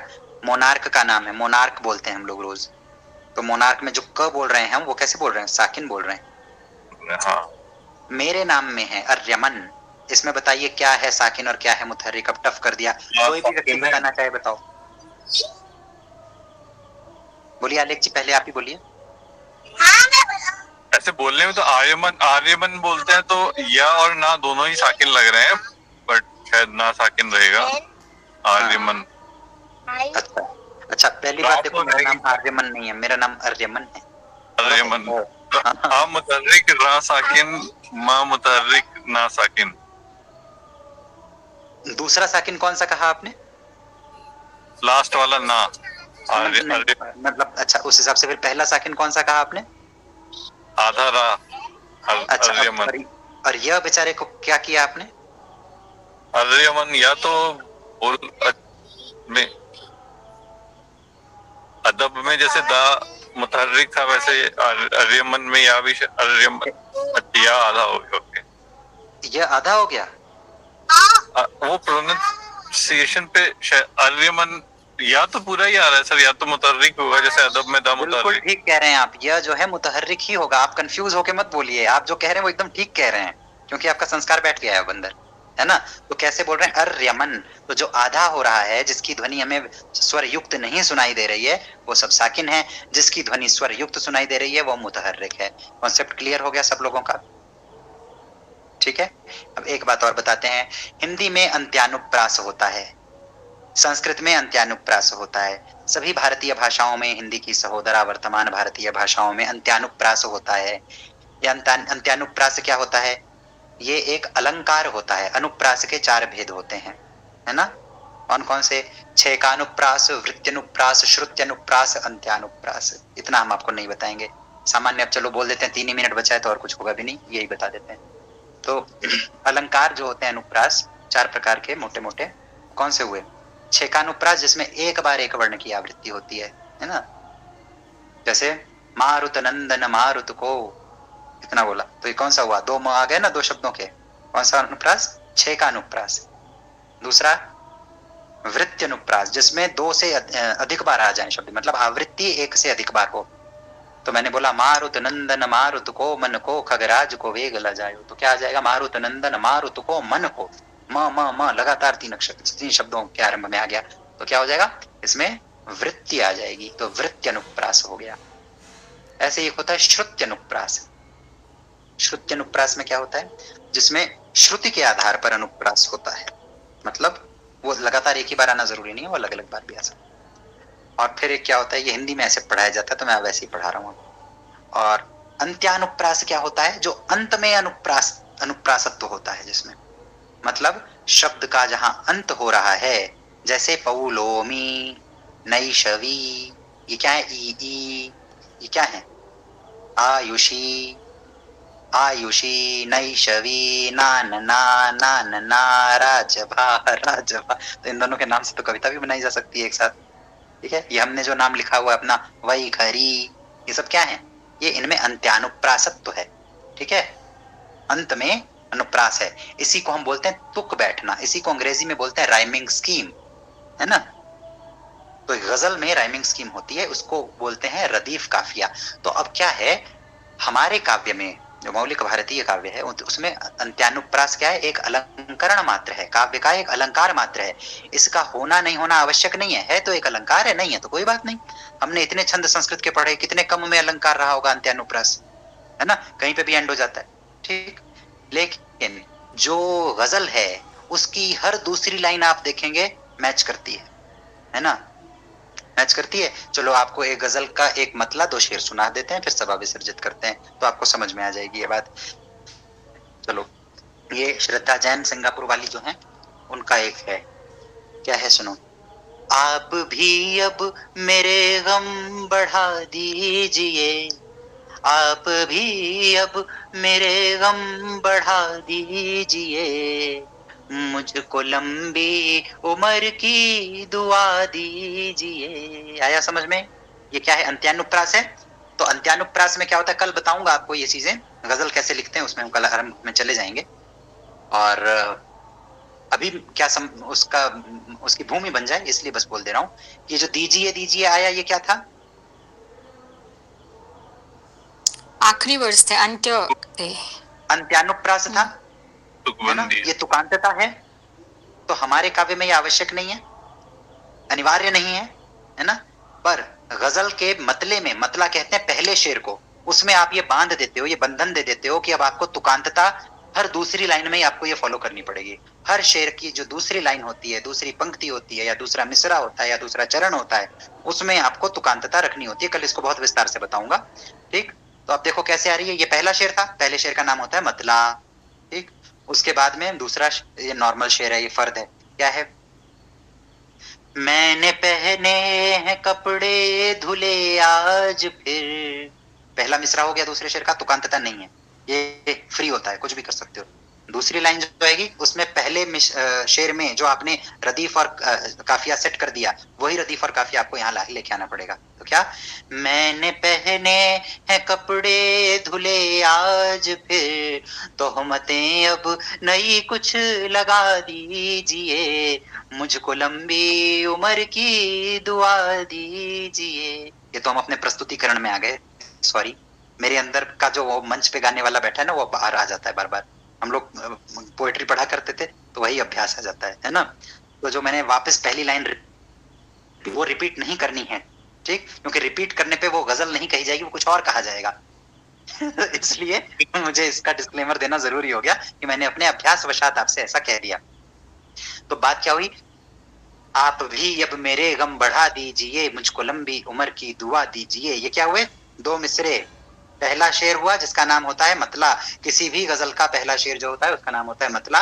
और किसी भी गजल में न्यूनतम 5 शेर होते हैं, मैक्सिमम 15 शेर होते हैं, और हमेशा इसकी संख्या ऑड होती है। कितनी होती है? ऑड होती है। 15 से ऊपर वाली को गजल नहीं कहते हैं, उसके ऊपर शेर है। मतले को मिला के ऑड होती है, मतले को मिला के ऑड होती है, मिला के मतला मक्ता सब मिला करके होती है ना? बस ये है, जो पहला शेर होता है उसकी कुछ स्पेसिफिकेशंस होती हैं, वो मैंने आपको थोड़ी सी बता दी कि उसी में आप मीटर सेट करेंगे, उसी में माना जाएगा कि रदीफ, उसी में ये माना जाएगा कि बहर कौन सी है, उसी में काफिया पैमाई हो जाएगी, है ना? रदीफ व काफिया की पैमाइश बोलते हैं उसको। तो काफिया जो होता है वो तुकांतता की कैद है। तो जो दीजिए है, इसमें जो जिए जिए जिए होगा, मतलब जितना आपने रिपीट कर दिया ना पहले और दूसरे मिसरे में, मतले में, मतले के दोनों मिसरों में जो पार्ट एग्जैक्टली रिपीट हो रहा है, एग्जैक्टली रिपीट हो रहा है, वो क्या होगा? वो हो जाएगा आपका रदीफ, ठीक है? रदीफ।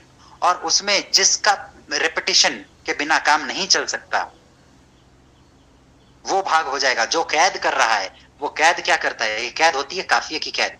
तो कोई भी गजल वो बेरदीफ तो हो सकती है, मतलब गैर मुरद्दफ कहते हैं उसको। क्या कहते हैं? गैर मुरद्दफ। देखो मैं 6-7 साल बाद आज जाके गजल पढ़ा रहा हूँ, मुझे इतना आनंद आ रहा है कि मैं बता नहीं सकता।